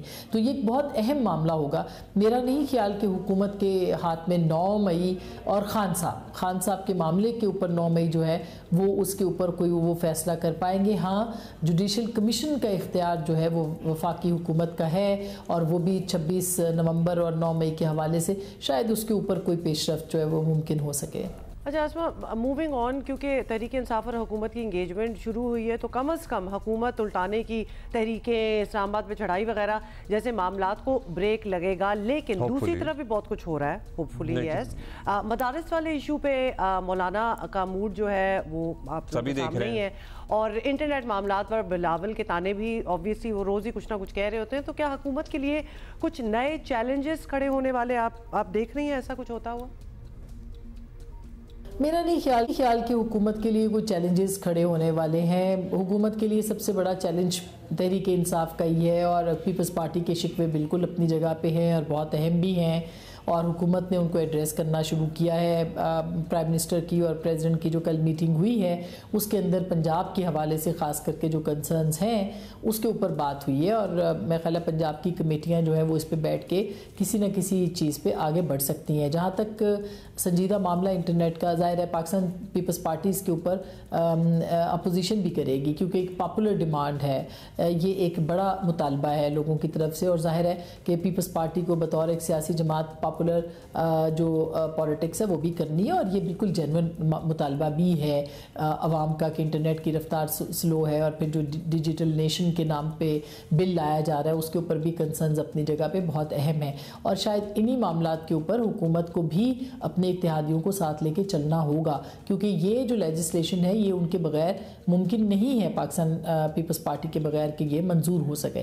तो एक तो ये मामला है। दूसरी तरफ मौलाना का मसला है, तो मौलाना के लिए मुझे नहीं लगता कि वो भी मामला जो है वो तय हो सकता है और होगा, जिस तरह के उनके मुज़ाकरात चल रहे हैं या मीटिंग, बाकी मामलात सेटल डाउन हो सकते हैं या हो जाएंगे। बहुत शुक्रिया आसमा साहिबा, थैंक यू। अच्छा, ये इंटरनेट कभी लगता है ना कि अब मामला ठीक हो जाएगा और चल पड़ा है और तो चलता रहेगा, कल परसों से तो डेटा, मोबाइल डेटा अजाब बना हुआ है इस्तेमाल। मुझे कभी नहीं लगता कि ये मतलब कि अभी ठीक हो जाएगा एवरीथिंग, क्योंकि पूरा जब एक साल गुजर गया हो ना इसी प्रॉब्लम में। आगे चलकर हम इस पे तफसील से भी बात करेंगे। जल्दी से बता दें, पीसीबी ने वेस्ट इंडीज़ के दौरे पाकिस्तान की तफसीलात का भी ऐलान कर दिया है। वेस्ट इंडीज़ क्रिकेट टीम 6 जनवरी को इस्लामाबाद पहुंचेगी। 10 से 12 जनवरी तक पाकिस्तान शाहीन्स के खिलाफ पिंडी स्टेडियम में मैच खेलेगी। अच्छा जी, वेस्ट इंडीज़ और पाकिस्तान के दरमियान पहला टेस्ट 17 से 21 जनवरी को होगा। दूसरा टेस्ट मैच 25 से 29 जनवरी को होगा। दोनों टेस्ट मैच मुल्तान में खेले जाएंगे। और ये भी याद रहे कि 19 साल में वेस्ट इंडीज़ का ये पहला टेस्ट टूर है। बिल्कुल अभी साल शुरू ही हुआ होगा तो हमारा टेस्ट, हमारा क्रिकेट कैलेंडर जो है एक्टिवेट हो जाएगा। जल्दी से अहमद शहजाद से बात करते हैं, उसके बाद आगे बढ़ेंगे। अहमद भाई शुक्रिया। भाई, पाकिस्तान एक के बाद एक वनडे सीरीज जीत रहा है माशाल्लाह, और बड़ी मुश्किल वाली सीरीज भी जीत रहा है। ये जो तब्दीली आई है इसका क्रेडिट आप किसको देंगे? अब अपने आप को देना चाह रहे हैं? जी बिल्कुल, बहुत खुशाइंद है और कान तरस गए थे पाकिस्तानियों के ये सुनने के लिए कि पाकिस्तान ने भी किसी को वाइट वॉश कर दिया। जहाँ तक क्रेडिट की बात करें, देखिए इसी प्लेटफॉर्म से बैठ के हमने यंगस्टर्स के लिए बहुत आवाज़ उठाई है, और आप सारी जो बल्क ऑफ द परफॉर्मेंसेस हैं, जो मुश्किल परफॉर्मेंसेस हैं as a cricketer, I am telling you, वो आपके यंगस्टर्स ने की है। वो जो बिलीफ खोया हुआ था वो इंग्लैंड की सीरीज से वापस आया, और जिनके बारे में ये बोला जाता था कि औजार नहीं है, उन्हीं यंग डोमेस्टिक के प्लेयर्स ने आके, नुमान ने और साजिद ने और कामरान गुलाम ने आपको इंग्लैंड की सीरीज जितवाई। इस कॉन्फिडेंस के साथ बिल्कुल जब आप डाउन अंदर थे, आप दोबारा से ऑस्ट्रेलिया गए, वहां पे वनडे के अंदर जो थी, आप देख लीजिए बल्क ऑफ द परफॉर्मेंसेस जो है मोस्ट ऑफ द आपके यंगस्टर्स ने परफॉर्मेंस करके आपको दी, जो आप डोमेस्टिक से खिला रहे हैं। और उसके बाद साउथ अफ्रीका के अंदर भी 2 के आपके सीनियर प्लेयर्स जो हैं वो एक अच्छे टच में नजर आ रहे हैं, लेकिन ये वो इनिंग्स नहीं है, चाहे वो रिजवान की हो या बाबर की हो, कि एक बहुत बड़ा इम्पैक्ट क्रिएट कर रहे हैं। लाइक पार्टनरशिप जरूर लगा रहे हैं, लेकिन जैसी वो क्रिकेट खेल रहे हैं उसमें बहुत जरूरी था एक अच्छा फिनिश करने के लिए, 300 प्लस जाने के लिए, एक आपके जो लोअर ऑर्डर्स हैं वो परफॉर्मेंस करें। एक मैच में आपको कामरान गुलाम ने आउटस्टैंडिंग इनिंग खेल के दी है, जिसकी वजह से आप 330 पे पहुंच गए, और साथ न्याजी ने उसका नीचे से साथ दिया। और कल के मैच में जो आखिरी मैच था सीरीज का, उसमें सलमान अली आगा ने बहुत जबरदस्त नीचे लोअर ऑर्डर में आके इनिंग खेली है, जिसकी वजह से आप 308 करने में कामयाब हुए, और तैयब ताहिर ने। तो आप देखिए, चाहे वो बॉलिंग के अंदर है चाहे वो बैटिंग के अंदर है, जो बल्क ऑफ द परफॉर्मेंसेस हैं वो यंगस्टर्स से निकल के आई हैं, जो कि बहुत खुशाइंद है। और यही बात हम इस प्लेटफॉर्म पे बैठ के कहते रहे कि आपको टीम तब्दील करनी है, कुछ चेंजिंग्स लेके आनी है, रिजल्ट्स आपकी फेवर में आएंगे। अभी भी कुछ हो गए हैं, कुछ अभी भी बाकी हैं, और खेलने के तरीके में भी कुछ चीजें ठीक हुई हैं, कुछ चीजें अभी भी सॉर्ट होने वाली हैं। हाँ, ऑब्वियसली कुछ चीज़ें ठीक हुई और कुछ होनी है। जैसे कि एक और ऑब्वियसली हमारी विनिंग स्ट्रीक जो है वो तो ज़बरदस्त किस्म की चली रही है। सो यू नो हम कहेंगे टच वुड टू दैट। लेकिन एक प्रॉब्लम जो है वो ओपनिंग में हम नज़र आई है हमें अब्दुल्ला शफीक के साथ। Now we want to understand कि कोई मेंटल ब्लॉक हो गया है, कोई टेक्निकल मसला है, क्या आपकी क्या रीडिंग है? तो एक ही तरह से आउट भी हो रहा है। हाँ बिल्कुल, तो क्या आप क्या देख रहे हैं, क्या हो रहा है? एक तो बहुत जल्दी अब्दुल्ला के बारे में जो हाइप क्रिएट कर दी गई, वो मेरे ख्याल से उसको जस्टिफाई नहीं कर पाए। और वो हाइप इसलिए क्रिएट की गई क्योंकि जो पैथवे था वो करेक्ट नहीं था। आप एज अ बैटर किसी को बगैर डोमेस्टिक क्रिकेट खेले पाकिस्तान के लिए नहीं खिला सकते हैं, अदरवाइज रिजल्ट्स इसी तरह के आएंगे। ये उन लोगों ने उस बच्चे के साथ भी गलत किया कि जिसका शायद फ्यूचर और करियर और जा सकता था, या अभी भी जब कम बैक करेंगे उनको थोड़ा सा पका के लेके आना चाहिए था। जब आप बॉलर्स तो इस तरह के चल जाते हैं, फास्ट बॉलर्स, मिस्ट्री स्पिनर, लेकिन बैटर को आपको बिल्कुल 4 डे क्रिकेट जो है वहाँ का एक्सपीरियंस प्रॉपर दे के हमेशा लाना चाहिए। और अब्दुल्ला के केस में कुछ लोग थे या हैं भी जिन्होंने जल्दी की और अननेसेसरी एक हाइप क्रिएट की, बिकॉज जब आपने जल्दी करवानी होती है, किसी को एक्सप्रेस में करवाना होता है, तो उसकी हाइप भी क्रिएट करते हैं कि जी ये वजह है, जी एक्सट्रीमली टैलेंटेड है। लेकिन अनफॉर्चुनेटली वो पाकिस्तान के अभी तक उस तरह से काम नहीं आया जिस तरह उसके बारे में बातें की गई थी। अच्छा अहमद भाई, लास्ट अब्दुल्ला टेस्ट में भी पाकिस्तान के ओपनर हैं। एक राय ये है कि इन्हें साइम की तरह मौके मिलते रहें और फिर वो फॉर्म में वापस आ जाएं। दूसरी ये है कि इनका मुतबादल हमें ढूंढ लेना चाहिए। आपकी नज़र में क्या करना चाहिए? That would be unfair. देखिए, फॉर्म बहाल होने का मकसद यही है कि उन्हें भी वही बाबर आजम वाली जो इनिंग्स है, अभी पहले वो फॉर्म में उस तरह आएंगे। बात वो नहीं है, बात एक्सपीरियंस की कमी है। वो जब तक आप डोमेस्टिक की क्रिकेट नहीं खेलते, वहां पे रगड़ा नहीं खाते हैं, अप्स एंड डाउन से नहीं गुजरते हैं, तो तब तक आप इंटरनेशनल लेवल पे इस तरह की आप ये जो चीजें हैं ना कि इनको टाइम दें, ये एक्सपेरिमेंट इंटरनेशनल क्रिकेट में करने वाले नहीं होते। आप आके किसी यंगस्टर को इंटरनेशनल क्रिकेट में नहीं कहते हैं कि जी इनको टाइम दें, नहीं भाई, ये चीजें वो सीख के आते हैं डोमेस्टिक क्रिकेट से, इसलिए तो डोमेस्टिक क्रिकेट होती है। तो आई डोंट नो, जिसका दिल जिसको फेवर करनी होती है उसको कहते हैं टाइम दे दे, जिसको निकालना होता है 2 मैचेस के बाद निकाल देते हैं। This is not the right way.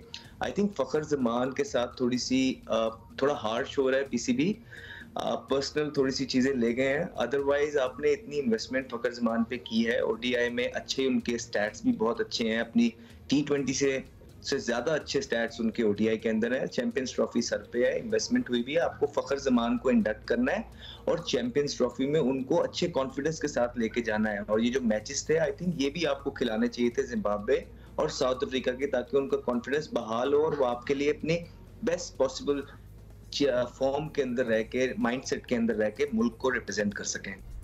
Let's see कि फखर की कब वापसी होती है। We looking forward to that as well. बहुत शुक्रिया आपका अहमद भाई, thank you for being with us. ये हमने क्रिकेट की बात की है because obviously we want to now, we are on the right path, we want to do very good, तो हम ये बात करते रहते हैं। लेकिन एक चीज़, अब ये गए वक्तों की बात लगती है जब इंटरनेट जो था ना वो ठीक चलता था। आपको पता ही है पूरा 2024 किस तरह गुजरा है। इंटरनेट कभी बंद हो जाता है, कभी स्पीड इतनी मरी हुई होती है कि वीडियो देखना तो दूर की बात है, कोई मतलब बंदा वॉइस नोट ही भेज रहा होता है, वो भी नहीं भेजा जाता, बेशक 2-3 सेकंड्स का ही हो, बट इट डजंट गो। ये सब कुछ हमने देखा है। तो मीडिया को तो भूल ही जाए ना, मीडिया नहीं आता जाता, खत्म हो चुकी है बात। अब उम्मीद दिलाई जा रही है हुमा जी, अब उम्मीद दिलाई जा रही है कि इंटरनेट में दोबारा जान पड़ने वाली है। मुझे ऐसी बातें ना करो। स्पीड बढ़ाने के लिए जदीद 2 केबल्स अफ्रीका से मुंसलिक करने का प्रोग्राम बना लिया गया है। 45,000 किलोमीटर तवील इंटरनेट केबल आज से पाकिस्तान से मुंसलिक हो जाएगी। नई केबल की गुंजाइश 180 टेराबाइट्स फी सेकंड है। Chairman peoples party Bilawal Bhutto Zardari साहब ने कल भी इंटरनेट स्लो डाउन पर हुकूमत को आड़े हाथों लिया। बिलावल साहब इंटरनेट की बेहतरी के लिए बाज़ाब्ता बिल लाने का भी सोच रहे हैं। आज की दुनिया में access to the internet should be a fundamental right. मैं समझता हूं कि आज की दुनिया में affordable access, equitable access to high speed internet should be a fundamental right. मैं चाहता हूं कि मैं और आप और इस मुल्क का तुलबा, इस मुल्क का नौजवान मिलके अपना डिजिटल बिल ऑफ राइट्स लिखवाएं। कि हम क्या समझते हैं कि ये हमारा हक है जो हमसे नहीं छीना जा सकता, जो इस्लामाबाद में बैठे हुए बुजुर्गों और बाबू और सियासतदानों को समझ ही नहीं आता। इसलिए समझ नहीं आता, वो इस्तेमाल ही नहीं करते, इनको फर्क ही क्या पड़ता। अगर इंटरनेट को स्लो किया जाए, वीपीएन को बंद किया जाए, तो इनको फर्क ही नहीं पड़ता। आपका जीना हराम होगा और मेरा जीना हराम।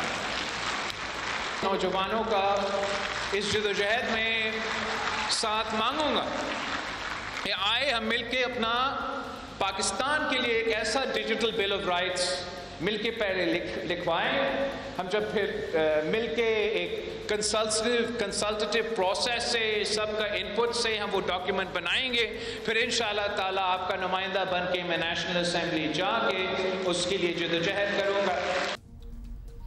अच्छा लगा सुन के वैसे। अच्छा, लेकिन बात यह है कि आई एम स्केप्टिक ना, मुझे नहीं लगता कि कोई चीज़ ठीक होने वाली है। लेकिन अब माहिरीन भी दावा कर रहे हैं कि इंटरनेट ये केबल वगैरह से स्पीड पे फ़र्क भी पड़ेगा, और एटलीस्ट चलो जो चीज़ें जो आम पाकिस्तानी इस्तेमाल करता है ना, इंक्लूडिंग व्हाट्सएप, तो सोशल ऐप्स जो हैं वो शायद ठीक हो जाए। पाकिस्तान की IT इंडस्ट्री की नुमाइंदा तंजीम पाशा के चेयरमैन सज्जाद मुस्तफ़ा साहब हमारे साथ मौजूद हैं, उनसे बात करते हैं। सज्जाद साहब, पाकिस्तान में ज़ाहिर है आपको पता है हम रोज़ ही सफ़र कर रहे हैं, इंटरनेट एक मसला बना हुआ है। कभी चलते चलते पहले मुझे लगता था मैं किसी ऐसे एरिया में हूँ जहाँ पे ब्लॉक में फिर मैंने कहा यार हर दूसरी गली में कौन सा एरिया ऐसा आ रहा है जहाँ सिग्नल्स नहीं आ रहे। सर, अब ये खुशखबरी सुनाई जा रही है कि आजकल में कोई केबल लिंक हो जाएगी जिससे सब मसाइल हल हो जाएंगे। आप प्लीज़ ज़रा हमें समझा सकते हैं ऐसा होने जा रहा है? हमें पहले कॉन्टेक्स्ट ठीक करना चाहिए। टेम्परेरीली कुछ हफ्ते के लिए लिमिटेड किस्म के एरियाज में इंटरनेट के अंदर हमें प्रॉब्लम आया था 2-3 हफ्ते के लिए, जो अब लार्जली रिजॉल्व हो गया है। अलबत्ता ये जो केबल आई है ये अभी एक लिंक हुआ है जो अभी एक्टिवेट नहीं हुआ। अगले साल अलबत्ता हमें उम्मीद है कि 3-4 बड़ी मेजर किस्म की 4 मजीद लाइनें आ रही हैं, 5G भी आ रही हैं, जिससे मसला हमेशा के लिए रिजॉल्व हो जाएगा इंशाल्लाह। चलिए, आई विश कि हम भी आपके जितने पुरुम्मीद हो सकते हैं या नहीं। अच्छा सज्जाद साहब, चले ये बताइएगा कि ख़ास तौर पे जो बात हो रही है वो बताया गया है कि मेटा की जो सर्विसेज है ना, जिसमें व्हाट्सएप, फेसबुक, इंस्टाग्राम वगैरह आ जाता है, तो वो स्पीड जो है वो बहुत अच्छी हो जाएगी। तो क्या इसे आलमी मयार के मुताबिक पहुंचा दिया जाएगा? मतलब कि बिल्कुल ही नो कंपेयर, हम जिस तरह अमेरिका और कहीं और हो रहा होता है तो उसी तरह हम फास्ट स्पीड पे ये चीज़ें यूज़ कर सकते हैं? यार, जो थोड़े अरसे के लिए कुछ डिस्ट्रप्शन हुई थी, पर हमें उम्मीद है कि आलमी मेयार से बेहतर हो जाएगा। जब ये हमारी 4 केबल्स ऑन हो गई और हमारी जो 5G आ गया, तो ऑटोमेटिकली सारा जो यूजर एक्सपीरियंस है वो ऑटोमेटिकली बेहतर हो जाएगा। चलिए, होपफुली साहब, पाकिस्तान में जो इंफ्रास्ट्रक्चर है इसमें भी तो अभी बहुत कुछ होना बाकी है। यही कहा जाता है कि जी हमारा इंफ्रास्ट्रक्चर वीक है। आपकी नज़र में एक क्या कुछ होना चाहिए on immediate basis and then long term basis, जिससे हम इंटरनेट की बेहतरी की तरफ जाएं और 5G भी अल्टीमेटली आए? तो 5G ही क्या वाहिद हल है या उससे पहले भी कुछ हो सकता है? जी, हमारे इंफ्रास्ट्रक्चर के देखें, इंफ्रास्ट्रक्चर को हर जगह से आपको सपोर्ट करना पड़ता है।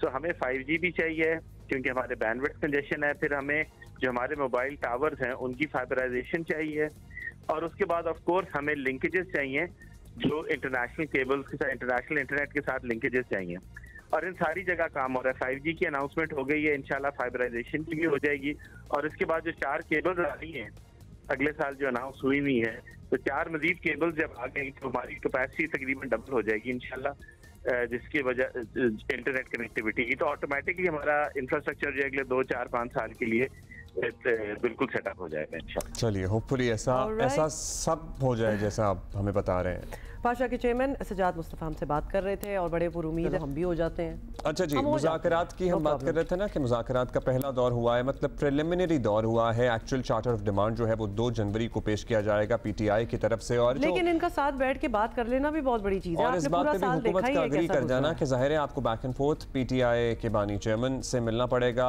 अब इस मुज़ाकराती प्रोसेस में आगे बढ़ने के लिए। तो हम आपकी मुलाकात को भी फैसिलिटेट करेंगे। अच्छा, सीनियर तजज़ियाकार मुनीब फारूक हमारे साथ हैं, तो मुनीब से भी पता कर लेते हैं ना कि उनकी राय क्या है, बिकॉज ऑब्वियसली एक उनकी खबर भी क्या है। हाँ बात है कि एटलीस्ट दोनों पार्टीज जो है वो मिलने को तैयार हो गई है। मुनीब, तहरीक इंसाफ और हुकूमत के मुज़ाकरात का बाकायदा आगाज़ हो गया है। पहले दिन कुछ लोग जो थे वो होपफुल नज़र आ रहे थे, कुछ लोग ज़्यादा उम्मीद ही नहीं बांध रहे थे इसके साथ, तो आप किसके साथ हैं? Where do you stand?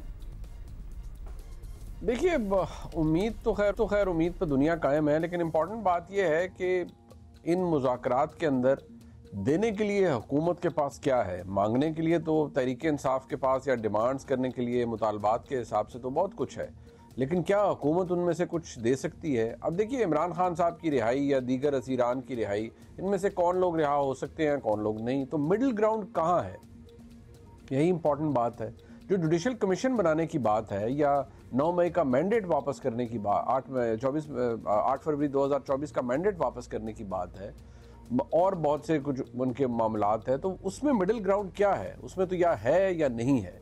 So technically देखा जाए तो इस वक्त पाकिस्तान तहरीक इंसाफ के पास तलब करने के लिए बहुत कुछ है, लेकिन हुकूमत के पास देने के लिए भी कुछ नहीं है, और ना ही हुकूमत और इस्टेब्लिशमेंट किसी मामले के ऊपर कंसीड करना चाह रहे हैं इस वक्त। अच्छा मुनीब साहब, तहरीक मुज़ाकरात तो जो हुकूमत से हो रहे हैं, लेकिन उनके मसाइल बराह रास्त हुकूमत से तो हैं ही, लेकिन उनके मसाइल इस्टेब्लिशमेंट से भी बहुत ज़्यादा हैं, चाहे साबिका हो या मौजूदा हो। अब उनका मूड क्या लग रहा है? उनकी मर्ज़ी के बगैर तो प्रॉब्लम मुज़ाकरात भी नहीं हो रहे होंगे, तो फिर क्या रिलीफ दिया जा सकता है हुकूमत की तरफ से या फिर इस्टेब्लिशमेंट की तरफ से तहरीक इंसाफ को ज़्यादा से ज़्यादा या कम से कम? देखिए, पाकिस्तान की एस्टेब्लिशमेंट का पाकिस्तान तहरीक इंसाफ की तरफ कोई इस वक्त मूड ऐसा नहीं है या कोई पॉलिसी शिफ्ट हमें नज़र नहीं आ रही। बहुत सारे बयानिए बनाए गए, बहुत सारे बातें कही गई कि जी 3 दफ़ा मुज़ाकरात की ऑफ़र इमरान खान साहब को की गई और 4 दफ़ा की गई और ये हुआ और वो हुआ, और इमरान खान साहब ने कहा जी कि मैं नहीं करता मुज़ाकरात और मैं नहीं डील मानता। ये तमाम मैं समझता हूँ इनका हकीकत से इन चीज़ों का कोई ताल्लुक़ नहीं है। ना ही इस तरह की कोई कॉन्क्रीट बात इमरान खान साहब से कभी की गई, ना ही कोई मुतालबात मानने की बात थी दूर दूर तक। जबकि जो मौक़िफ़ था वो मैं पहले भी अर्ज़ करता रहा, जो था पाकिस्तान की फ़ौज का, और रिसेंटली एज़ लेट एज़ 21 दिसंबर को भी जो प्रेस रिलीज़ आई जब फ़ौजी अदालतों से सिविलियंस को सज़ाएँ हुई, तो उसमें भी यही था कि जो मास्टरमाइंड्स हैं उनको सज़ा मिलने तक ये मामला अपने इसका क्लोजर नहीं होगा। तो क्लोजर कहाँ हुआ है? क्लोजर तो अभी मुकम्मल तौर पर नहीं हुआ, तो वहाँ पर तो कोई पॉलिसी शिफ्ट हमें नज़र नहीं आता इमरान खान साहब की तरफ as I speak before you. So unless there is a policy shift जिसमें फिर माफ़ी तलाफ़ी या कोई ऐसी चीज़ें हैं, उसमें हम कह सकते हैं कि शायद कोई हालात बदल गए हैं, थोड़ा सा अप्रोच बदल गई है।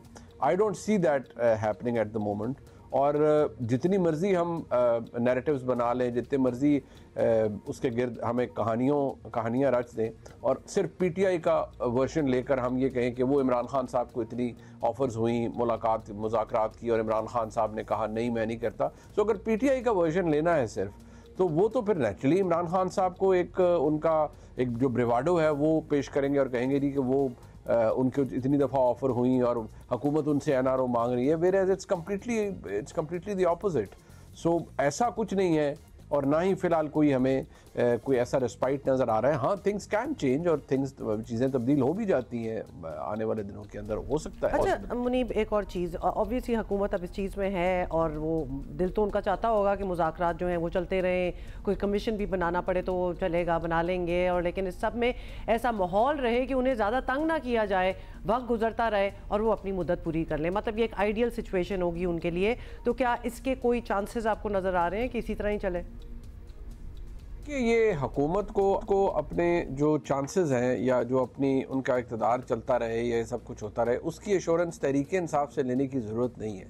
क्योंकि देखिए, तहरीक इंसाफ से जब माहौल ख़राब भी है तब भी हुकूमत तो चल ही रही है, मैक्रो इकनॉमिक फिगर्स भी चल ही रहे हैं, आ रहे हैं। ऐसा तो नहीं है कि यहाँ पर महंगाई 50% पर चली गई है या शरह सूद 22 से बढ़कर 27% पर चला गया है, बल्कि इसके बिल्कुल मुख्तलिफ हुआ है। जो शरह सूद है वो 22 से 13% पर आ गया है। महंगाई पिछले कई सालों का रिकॉर्ड टूटा है इन टर्म्स के जो अफराते ज़र है, यानी कीमत बढ़ने की रफ्तार को कम किया गया है, वो कम हुई है। करंट अकाउंट खसारा नहीं बल्कि आपको थोड़ा सरप्लस दिखा रहा है। सो ये तमाम बातें सिर्फ कोई फिगर्स की तो बाजीगरी नहीं है, कुछ एक्चुअली हो रहा है तभी सबको नज़र आ रहा है। सो निज़ाम ने तो अपने लिए ये चीज़ें निकाली हैं और वो इसके ऊपर कैपिटलाइज भी कर रहे हैं, लेकिन हुकूमत को अपनी मुद्दत बढ़ाने के लिए तहरीक इंसाफ की इंश्योरेंस की ज़रूरत नहीं है।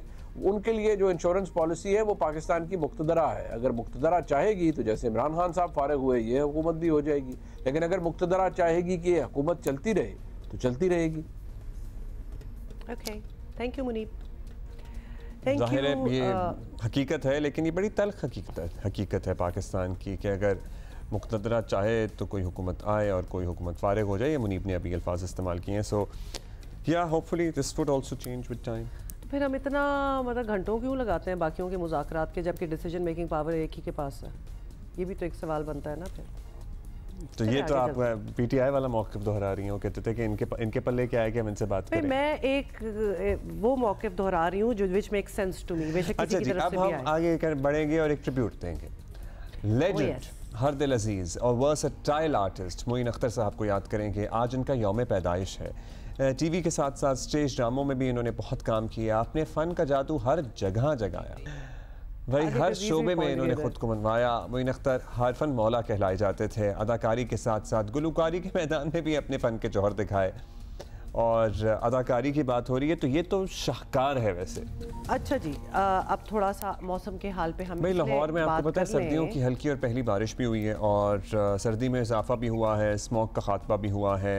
So that is good. So I met recently people from Lahore, वो कराची आए हुए थे किसी काम से, and I met them and at length मेरी बात हुई about the smog situation। तो वो कह रहे थे भाई जो भी हुआ है कुछ ना कुछ तो किया है, जो कि स्मॉग जो है वो बहुत ज़्यादा सेटल हो गई है और अब जो देखी जा रही है वो फॉग है। And now people who actually live in Lahore they can tell the difference between smog and fog, क्योंकि वो ग्रे हो जाता है सारा कुछ। बिल्कुल, तो अब जो हो रही है वो फॉगी सिचुएशन जो पहले भी कभी होती थी लाहौर में, और then it was taken over by the whole. Karachi में भी तेज हवाओं के साथ ठंडी हवाएं चल रही, तेज रफ्तार के साथ ठंडी हवाएं चल रही हैं और वो साइबेरिया की हवा कह लें या कोयटे की हवा कह लें, उसे जो भी कह लें वो आ रही है और वो ठंड में इजाफा कर रही है। अच्छा, और फिर ये साथ साथ यही भी कहा जा रहा है कि फर्स्ट वीक ऑफ जैन में कराची में बारिश भी हो सकती है।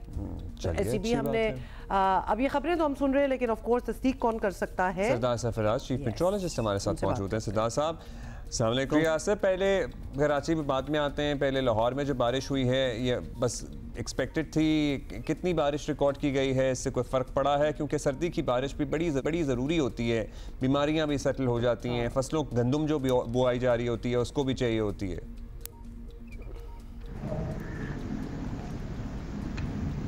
सरदार साहब आवाज़ आ रही है?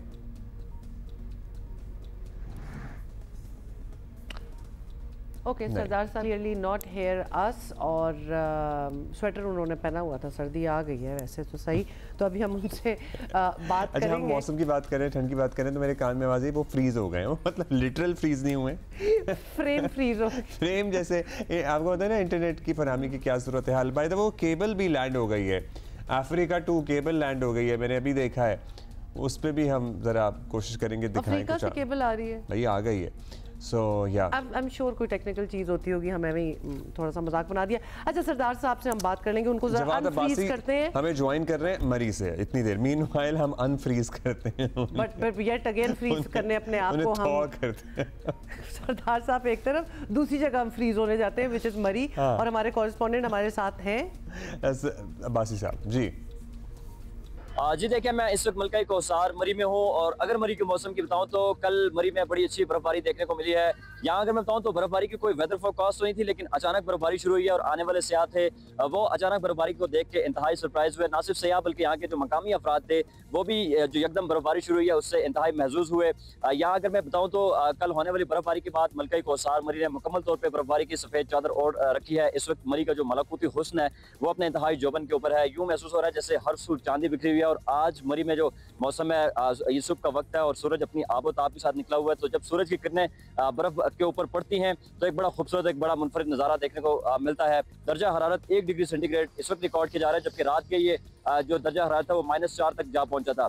दूसरी जानिब अगर मैं सयाहों के हवाले से बात करूं तो बर्फबारी के शौकीन सयाह पाकिस्तान के तुलो अर्ज से इस वक्त बड़ी तादाद में मरी पहुंच रहे हैं और बर्फबारी के इन हसीन लम्हात से वो खूब लुत्फानंदोज़ भी हो रहे हैं। इस वक्त माल रोड और दीगर जितने तफरीही मकामात हैं वहाँ पे सयाह मौजूद हैं और वो इन हसीन लम्हात से जी भर के लुत्फानंदोज़ भी होंगे। उसके अलावा मैं बताऊँ तो डिप्टी कमिश्नर मरी और CTO मरी जो है वो खुद पूरा दिन फील्ड में रहे, मुख्तलिफ मकामात का जो है उन्होंने विजिट किया और वहाँ पे जो तमाम इंतजामात थे उनका जायजा भी लिया है। इस वक्त अगर मौसम की अगर बताऊँ तो महकमा मौसमियात के मुताबिक मलकई कोसार मरी में जो आइंदा 24 घंटे हैं मौसम यूं ही खुश्क और सर्द रहने का भी इम्कान है। जी शुक्रिया जवाद अब्बासी।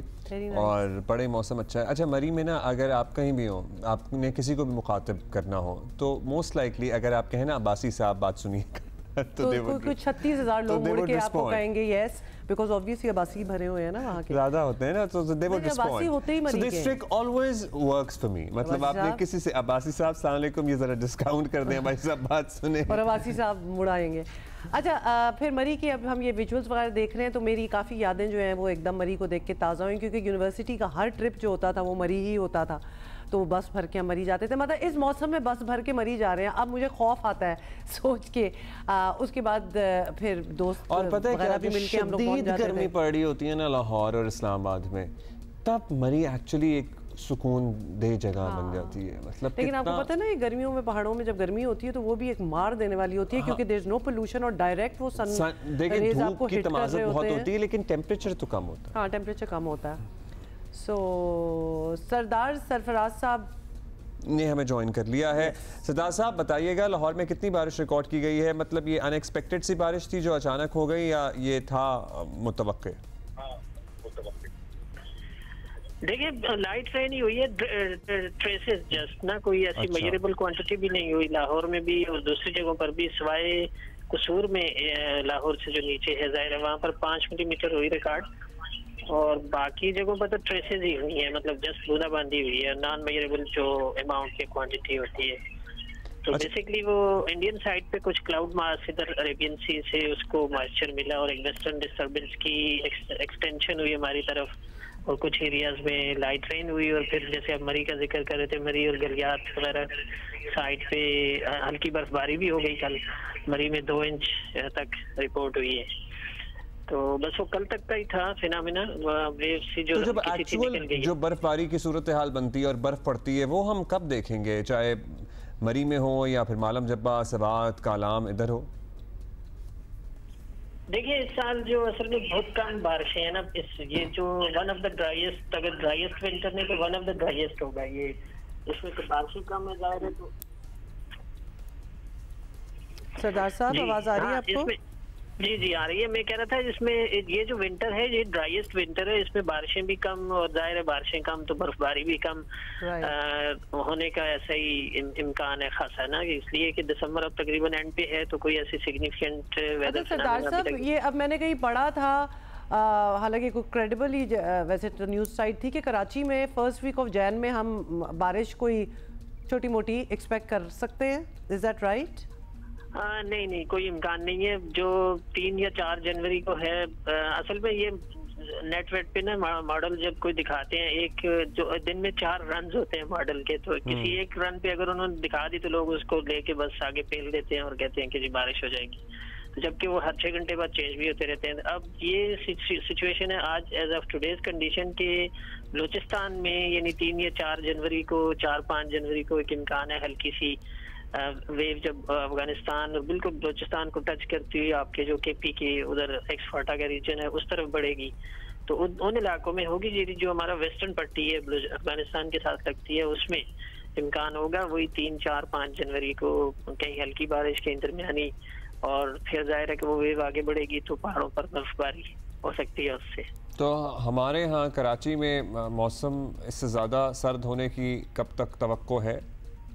देखिए वो जो वेव गुजरेगी ना तो उसके बाद फिर जाहिर है कोल्ड एयर, उसके यूजुअली यही होता है कि जब बारिश और बर्फबारी देने वाली हवाएं आगे निकल जाती हैं पाकिस्तान के ऊपर से उधर चाइना वाइना तिब्बत की तरफ, तो फिर उसके बाद कोल्ड एयर और ज्यादा शिद्दत की पेनिट्रेट करती है, तो फिर इम्कान यही होगा कि 5 या 6 जनवरी से आगे के जो दिन होंगे उसमें ये सर्दी बढ़ सकती है फिर। और सरदार साहब, ये जो अभी इस वक्त कराची में ठंडी हवाएं चल रही हैं, वो मैं और अब्दुल्ला हम बड़े क्यूरियस होते हैं कि आ कहाँ से रही हैं, तो वो कोयटे से आ रही हैं या फिर साइबेरिया से आ रही हैं? तो साइबेरिया से ही रही हैं। हाँ, बेसिकली तो सोर्स या मुंबई इनका साइबेरिया का हाई प्रेशर ही होता है, तो उनको साइबेरियन हवाएं अगर कहें तो वो ज्यादा मुनासिब है। लेकिन जाहिर है कि इमीडिएट हमारे इमीडिएट में कराची की इमीडिएट नॉर्थ में कोयटा आता है, तो इस वजह से कराची वाले कहते हैं कोयटा की हवाएं आ गई, कोयटा वाले कहते हैं कंधार की हवाएं आ गई उनके पास, तो कंधार वाले कहते हैं वेस्ट एशिया से ओरिजिनेट वो वहीं से हो रही होती है साइबेरिया। कोयटा वाले कहते हैं अफगानिस्तान से आ रहे हैं, अफगानिस्तान वाले कहते हैं साइबेरिया से आ रही है। थैंक यू सर, बहुत शुक्रिया। तो आई एम विद द कोयटे की हवा। और कोयटा में अगर बर्फबारी हो तो आपका है प्लान फिर जाने का, देखने का? मुझे इधर बर्फ़ पड़ गई है, मैं वैसे ही बीमार बैठी हुई हूँ। मतलब इट्स ऑलमोस्ट एम्बेरसिंग कि कोई बंदा कराची की सर्दी से बीमार हो जाए, तो I am sitting here with the Karachi की सर्दी बीमारी, तो मैं कोयटा जाऊंगी। अच्छा जी, फैसलाबाद में भाई ये क्या हो रहा है? फैसलाबाद में एक्चुअल हो रहा है ये पिज्जा टकेत गैंग के नाम से अब ये जाना जा रहा है। ये पूरी तरह सरगर्म है। आप मुझे ना देखिए, मजाक नहीं हो रहा, नहीं। 1.5 से 2 माह में पिज्जा डकैती की ये चौथी वारदात हुई है और अब तक ये पिज्जा खोर जो डाकू हैं इनको पुलिस पकड़ नहीं पाई है। और ये पिज्जा तो लेके जाते ही हैं, ये बेचारे डिलीवरी बॉयज़ का मोबाइल वगैरह और उनके पास जो भी पैसे होते हैं वो भी ले जाते हैं। सो अभी भी ये ताज़ा वाक़या हुआ कि एड्रेस पे पहुंचा डिलीवरी बॉय। पहले मुझे भी लग रहा था मजाक के, लेकिन मजाक नहीं है, बिकॉज कभी कभार आपको पिज्ज़ा खाने का दिल चाहता है तो आप मतलब कुछ भी करने को तैयार होते हैं। बट ये इनके पास असला होता है, ये एक्चुअली लूट रहे हैं पिज्ज़ा डिलीवरी बॉयज़ को। तो पिज्ज़ा तो ले ही लेते होंगे क्योंकि उनके पास है, लेकिन हुआ क्या है मोबाइल पैसे एक डिलीवरी बॉय पहुंचा एड्रेस पे, मुसल्ला आ गए अफराद, उसके पास 4 पिज्ज़ा थे वो लिए, मोबाइल फ़ोन था, 3000 रुपये छीने फरार हो गए। मतलब लूट मार चल रही है। और ये भी क्योंकि इसलिए ये पता भी होता है ना कि डिलीवरी बॉयज़ वगैरह के पास चेंज होता है, क्योंकि आगे वो लेके जा रहे हैं तो पैसे शैसे तो उनके पास होते हैं। So this is something. Hammad है हमारे साथ ही हमाद अहमद, वो बता रहे हैं कि क्या चल रहा है, पुलिस ने क्या किया है। जी बताइएगा। जी, फैसलाबाद में डाकुओं की जानब से फूड डिलीवरी बॉयज़ को टारगेट किया गया है और ख़ास तौर पर जो पिज़्ज़ा डिलीवरी के लिए जाने वाले जो डिलीवरी बॉयज़ हैं उनको ख़ास तौर पर निशाना बनाया गया है। और इस तरह की 6 वारदातें हो गई हैं जिसमें पिज़्ज़ा खोर डाकू ना सिर्फ डिलीवरी बॉयज़ से नकदी और मोबाइल फ़ोन छीन कर ले गए हैं, बल्कि जो फूड ऑर्डर दिया गया है जिसमें पिज़्ज़ा शामिल था वो भी उनकी जानब से छीने गए हैं। और ये ज़्यादातर जो वारदातें हैं वो शहर के एक हिस्से में हुई हैं और ये 6 से 7 किलोमीटर का एरिया है जिसके अंदर ये वारदातें हुई हैं, जिसमें 4 वारदातें जो है वो सिर्फ एक ही थाने की हदूद में हुई हैं, जबकि दीगर जो 2 वारदातें हैं वो दूसरे 2 थानों में रिपोर्ट हुई हैं। 2 रोज कबल एक वारदात हुई जिसको मीडिया की जानब से रिपोर्ट किया गया, एक दफा फिर ये जो खबर है हाईलाइट हुई तो पुलिस इस बार मुतहरक हुई है और अब दावा ये किया जा रहा है कि 2 मुलजमान को गिरफ्तार कर लिया गया है। मज़ीद इनसे तफ्तीश जारी है, क्या ये दीगर वारदातों में यही गैंग मुलव्वस है, इस हवाले से अभी तहकीकात का आगाज हो चुका है। चलिए दैट्स गुड कि वहाँ गिरफ्तारी हो गई है, because this is like insane. बेचारे डिलीवरी बॉयज गरीब आदमी है ना, गरीब अपना काम कर रहे हैं और it's not an easy job at all.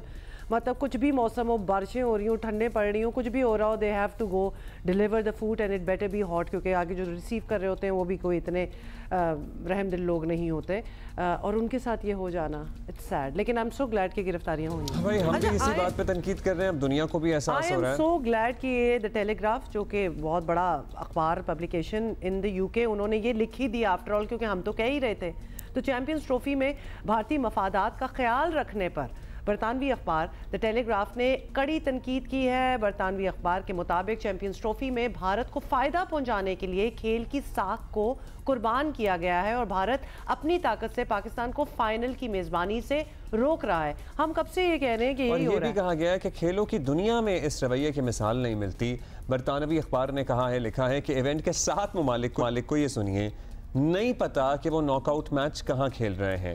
सिर्फ इंडिया को पता है, सिर्फ इंडिया को पता है कि वो सेमीफाइनल और फाइनल कहाँ खेलेगा अगर उस तक क्योंकि इंडिया तो। अपने आप को खुश कर ले, बाकियों का नहीं। हम कितने अरसे से बात कर रहे हैं कि जो बाकी ममालिक हैं चैंपियंस ट्रॉफी में, उनको कितनी प्रॉब्लम हो रही होगी कि अभी तक जी स्केड्यूल नहीं आया। हम पुरानी बात कर रहे हैं जब तक ये सब कुछ डिसाइडेड नहीं था, और अभी भी ये कश्मकश में है, क्योंकि अगर तो इंडिया आ जाता है फाइनल में, लेट्स सपोज, तो फिर पाकिस्तान में नहीं होगा, फिर वो यूएई चला जाएगा। ट्रेजेडी ये है कि बाकी 7 ममालिक के भी तो बोर्ड्स हैं ना, मतलब उनका भी कोई जिम्मेदारी लेने वाला है या कोई अथॉरिटीज़ हैं जो बोल सकती हैं, बात कर सकती हैं। ये कोई तीसरी दुनिया के मुल्क तो नहीं है, इनमें पहली दुनिया के फर्स्ट वर्ल्ड कंट्रीज जिन्हें कहते हैं हम, वो भी मौजूद है ना। मतलब nobody has that power or has it in them कि वो बोले, आवाज उठाए, स्टैंड ले, स्टांस कोई हो सामने आए। बहुत से हम लोग कह रहे हैं कि बाकी क्यों नहीं प्रेशर डाल रहे कि भाई इंडिया तुमने क्या वक्त डाला हुआ है, खत्म करो काम को। और खास तौर पे मतलब जिसका जो होस्ट नेशन हो, जैसे कि पाकिस्तान है for this champions trophy, final उधर ही ना हो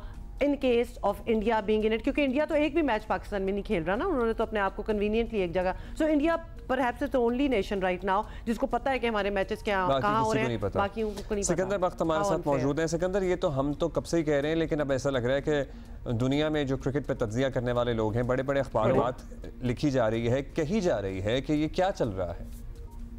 ये तो अब्दुल्ला, अब आपने बिल्कुल सही कहा कि ये मतलब ये लोग सारे क्या सो रहे थे। किसी एक मुल्क ने कभी कुछ कहा कि यार ये इंडिया तुम क्या कर रहे हो? किसी ने नहीं कहा। अब मगर चले देर आए दुरुस्त आए कि कम से कम अब तो इनको होश आ गया। सब सो रहे थे, सबको पता नहीं था कि क्या हो रहा है। अब आ गया होश, हो कुछ नहीं सकता, अब तो हो गया ना। अब तो हो गया। मकसद एक कहने का ये है कि भाईजान, आपने जो भी जिन्होंने भाई ने लिखा है उनको मैं ये पूछना चाहता हूँ कि आप उस वक्त सो रहे थे जब ये सब कुछ चल रहा था, उस वक्त आप लोग शोर उठाते। अभी तो सिर्फ इंग्लैंड के अखबार ने लिखा, what about Australia, New Zealand, south Africa and other countries? Nobody has written anything about it. Nothing, not a single word. और अब आप कह रहे हैं कि जनाब के पाकिस्तान के साथ ज्यादती हो गई, जब बेचारा पाकिस्तान के साथ इतना नुकसान कर दिया पाकिस्तान का कि एक मुल्क में चैंपियंस ट्रॉफी हो रही है, उसका फाइनल उधर नहीं होगा। इससे बड़ी बेहूदी बदमाशी नहीं हो सकती, मगर किसी ने ये बात नहीं कही। एक और चीज मुझे पिछले दिनों अचानक याद आई कि पाकिस्तान और को बाहर निकालने के लिए इंग्लैंड के अंदर इंडिया ने जानबूझ के इंग्लैंड से मैच हारा। आपको अगर याद हो, इंग्लैंड में जो वर्ल्ड कप हो रहा था, मुझे वो याद नहीं, 2019 था शायद या उससे बाद का था, जहां बेन स्टोक्स ने अपनी किताब में इसका जिक्र किया है। बेन स्टोक्स ने अपनी किताब में इसका जिक्र किया कि जी भारत ने मैच जीतना ही नहीं चाहता था, हम वैसे ही जीत गए मैच, इसलिए कि वो पाकिस्तान को फाइनल में सेमीफाइनल में नहीं लाना चाहता था। तो ये सारी चीजें हैं, मगर किसी ने एक लफ्ज नहीं बोला। जब ज्यादती हो रही थी पाकिस्तान के साथ, वो बेचारा पाकिस्तान मजबूर हो गया कि चलें कि ये कहते हैं ना, वो मैं हमेशा वो एक मिसाल होती है कि जी भागते चोर की लंगोटी सही, तो पाकिस्तान मजबूर हो गया, उसने कहा यार ये भाग ही रहे, और हम अपने हक के लिए आखिरी वक्त तक लड़े हैं। लेकिन ये बात भी सही है कि हम अकेले ही लड़े हैं, मतलब ये सारे मुल्क जो बीच में थे, जो इन्वॉल्व हैं चैंपियंस ट्रॉफी में, दाएं बाएं देखा तो कोई खड़ा नहीं था हमारे साथ। और सिकंदर, ये बात महीनों, एटलीस्ट महीने से ज्यादा से तो हम इस टॉपिक पे बात कर रहे हैं। हमने कितनी बार ये बात कही है कि बाकी क्यों नहीं बोल रहे। और ये दूसरा, ये इंडिया का जो एटीट्यूड है, आई एम सॉरी, एटलीस्ट हम सिर्फ अगर क्रिकेट तक रखें, ये बहुत अनस्पोर्ट्समैन लाइक एटीट्यूड है उनका, जो बड़ी देर से ये चला हुआ है। एंड पीपल जी, ये कुछ भी नहीं है। मतलब ये कि आप ये सोचे कि ये कैसे हो सकता है कि पूरी दुनिया सो रही थी, पाकिस्तान के साथ ज्यादती होती रही पूरी दुनिया, और पाकिस्तान ने इंग्लैंड के लिए, अगर आपको याद हो वसीम खान साहब, जब वसीम खान जो कि इंग्लैंड से आए थे और उन्होंने कहा कि हमें कोविड में इंग्लैंड कोई खेलने नहीं जा रहा था, कि हमें इंग्लैंड की मदद करनी चाहिए, हम उठकर गए। बिल्कुल याद है सिकंदर, सॉरी, बिल्कुल याद है हमें, और हमने इस बात के बहुत इस पे बात भी की थी, खासतौर पे once when England refuse to come to Pakistan for whatever reasons. उसके बाद जब हमने जाके मदद की थी उनकी कोविड के दौरान, हर एक की है, हमने हर एक को किया, मगर हमारे बुरे वक्त में कोई नहीं खड़ा हुआ। अब कोई कह दे इंग्लैंड भारत को कि जो अगला वर्ल्ड कप होगा, या कोई और मुल्क खड़े होकर बोले कि जो आपने इतनी ज्यादती की है। अच्छा, वैसे आपको लगता है कि अभी टेलीग्राफ में आर्टिकल छपा है और बड़ा भरपूर कमेंट्री की गई है, इसके बाद जरा और भी दुनिया में लोगों को होश आएगा। ऑस्ट्रेलिया जो इतना ऑब्सेस्ड है हर किस्म के स्पोर्ट्स से और क्रिकेट को भी बड़ा पसंद करते हैं, जाहिर है उनकी भी एक से है, वहाँ पे भी कोई लोग आवाज उठाएंगे, अखबारों में लिखा जाएगा, टीवी पे बात होगी। अल्लाह करे हो, बिल्कुल मैं तो चाहूंगा कि ये बहुत ही अच्छा होगा अगर ऐसी बात हुई कि कम से कम मैं मोहसिन नकवी साहब को देखें फुल क्रेडिट दूंगा कि उन्होंने लड़ा है आखिरी तक, वो बिल्कुल नहीं झुके इंडिया के सामने, उन्होंने लड़ाई की है। तो कम से कम इतना तो होश आया किसी एक अखबार को दुनिया के कि जिसने ये बात लिखी है कि वाकई पाकिस्तान के साथ ज्यादती हुई है। अच्छा, देखते That's right. अच्छा देखें, और पाकिस्तान ने, can we also put that in, कि पाकिस्तान ने प्रूव कर दिया, पाकिस्तान तो इंडिया जाके अभी लास्ट सीरीज में भी खेल के आया जब वर्ल्ड सीरीज हो रही थी। अब पाकिस्तान को ऑलमोस्ट ये रिएक्शन में पाकिस्तान ने कहा जी अब नहीं हम जाएंगे, वरना Pakistan never really has a problem going to India and playing, और बड़ा मजबूती से केस लड़ा। लेकिन अब इंडिया की रिटाई उस नहज पे पहुंच गई है कि अब वी हैव गिवन अप कि भाई नहीं आना तुम लोगों ने, ना हो तो अब हम भी नहीं आएंगे, और हमसे बिल्कुल एक्सपेक्ट न करें कि हम फाइनल के लिए भी आएंगे। यानी अब्दुल्ला एक चीज गौर करो कि शायद इंडिया को इस बात का ख्याल रखना चाहिए कि दुनिया में जब भी क्रिकेट पे या इस किस्म की चीज पे कोई हिस्ट्री लिखी जाएगी तो जरूर इनकी तरफ जो है उंगलियां उठेंगी, हर शख्स इनकी तरफ उंगलियां उठाएगा कि यार आपने, अगर वो ईमानदार हुए। मगर इन सब लोगों के साथ चक्कर ये है कि ये आईपीएल में जाते हैं, इनको खूब खिलाते पिलाते हैं, तो ये सब बिके हुए, that's why nobody is writing it. तो ये खैर एनीवे तारीख जो है ये जरूर कहेगी कि जब भी स्पोर्ट्स में हिस्ट्री लिखी जाएगी कि भारत ने बहुत गलत ये हरकत, मैं तो कहूंगा सॉरी टू यूज, घटिया सी हरकत किए जिसके वजह से पाकिस्तान बेचारे को ये हक छीन गया आपने कि वो फाइनल नहीं करा सकता। तो देखते हैं कि दुनिया में और कहां से इस मामले पे आवाज उठाई जाती है। बहुत शुक्रिया आपका थैंक यू सिकंदर। लेकिन टेलीग्राफ का मतलब दे रहा है दुरुस्त है कि somebody had to put it in writing, क्योंकि we had been saying this since a very long time and Pakistani journalists have been writing about it as well. So yeah. लेकिन आफ्टर ऑल दिस एटलीस्ट अल्हम्दुलिल्लाह Pakistan team is playing very good cricket, क्योंकि जब आप इतना खप से निकल के फिर वो चैंपियंस ट्रॉफी जब हो ही जाएगी तो हमारी स्टैंडिंग जरा हमें अपने लड़कों को भी दाद देनी चाहिए कि इतना सब कुछ ऑन द साइड लाइंस हो रहा है। मतलब बोर्ड के अपने मामलात हैं और चैंपियंस ट्रॉफी के अपने मामलात हैं, they are focused and they are playing well and they are playing good cricket. So yeah, और हम अपनी टीम के साथ खड़े 100%। और आज बाय द वे 24 है। सो आज रात से आपको पता है वो पाकिस्तान के मुख्तलिफ शहरों में चर्चेस में सर्विसेज तकरीबात का सिलसिला शुरू हो जाएगा। तो अगर आप सेलिब्रेट कर रहे हैं तो पब्लिक हॉलिडे है, बच्चों की तो वैसे ही सर्दी की छुट्टियां चल रही हैं, लेकिन हम यहाँ ज़रूर मौजूद होंगे। We can see you tomorrow. तो मेरी क्रिसमस ऑलरेडी, और कल हम इंशाल्लाह सेलिब्रेट करेंगे।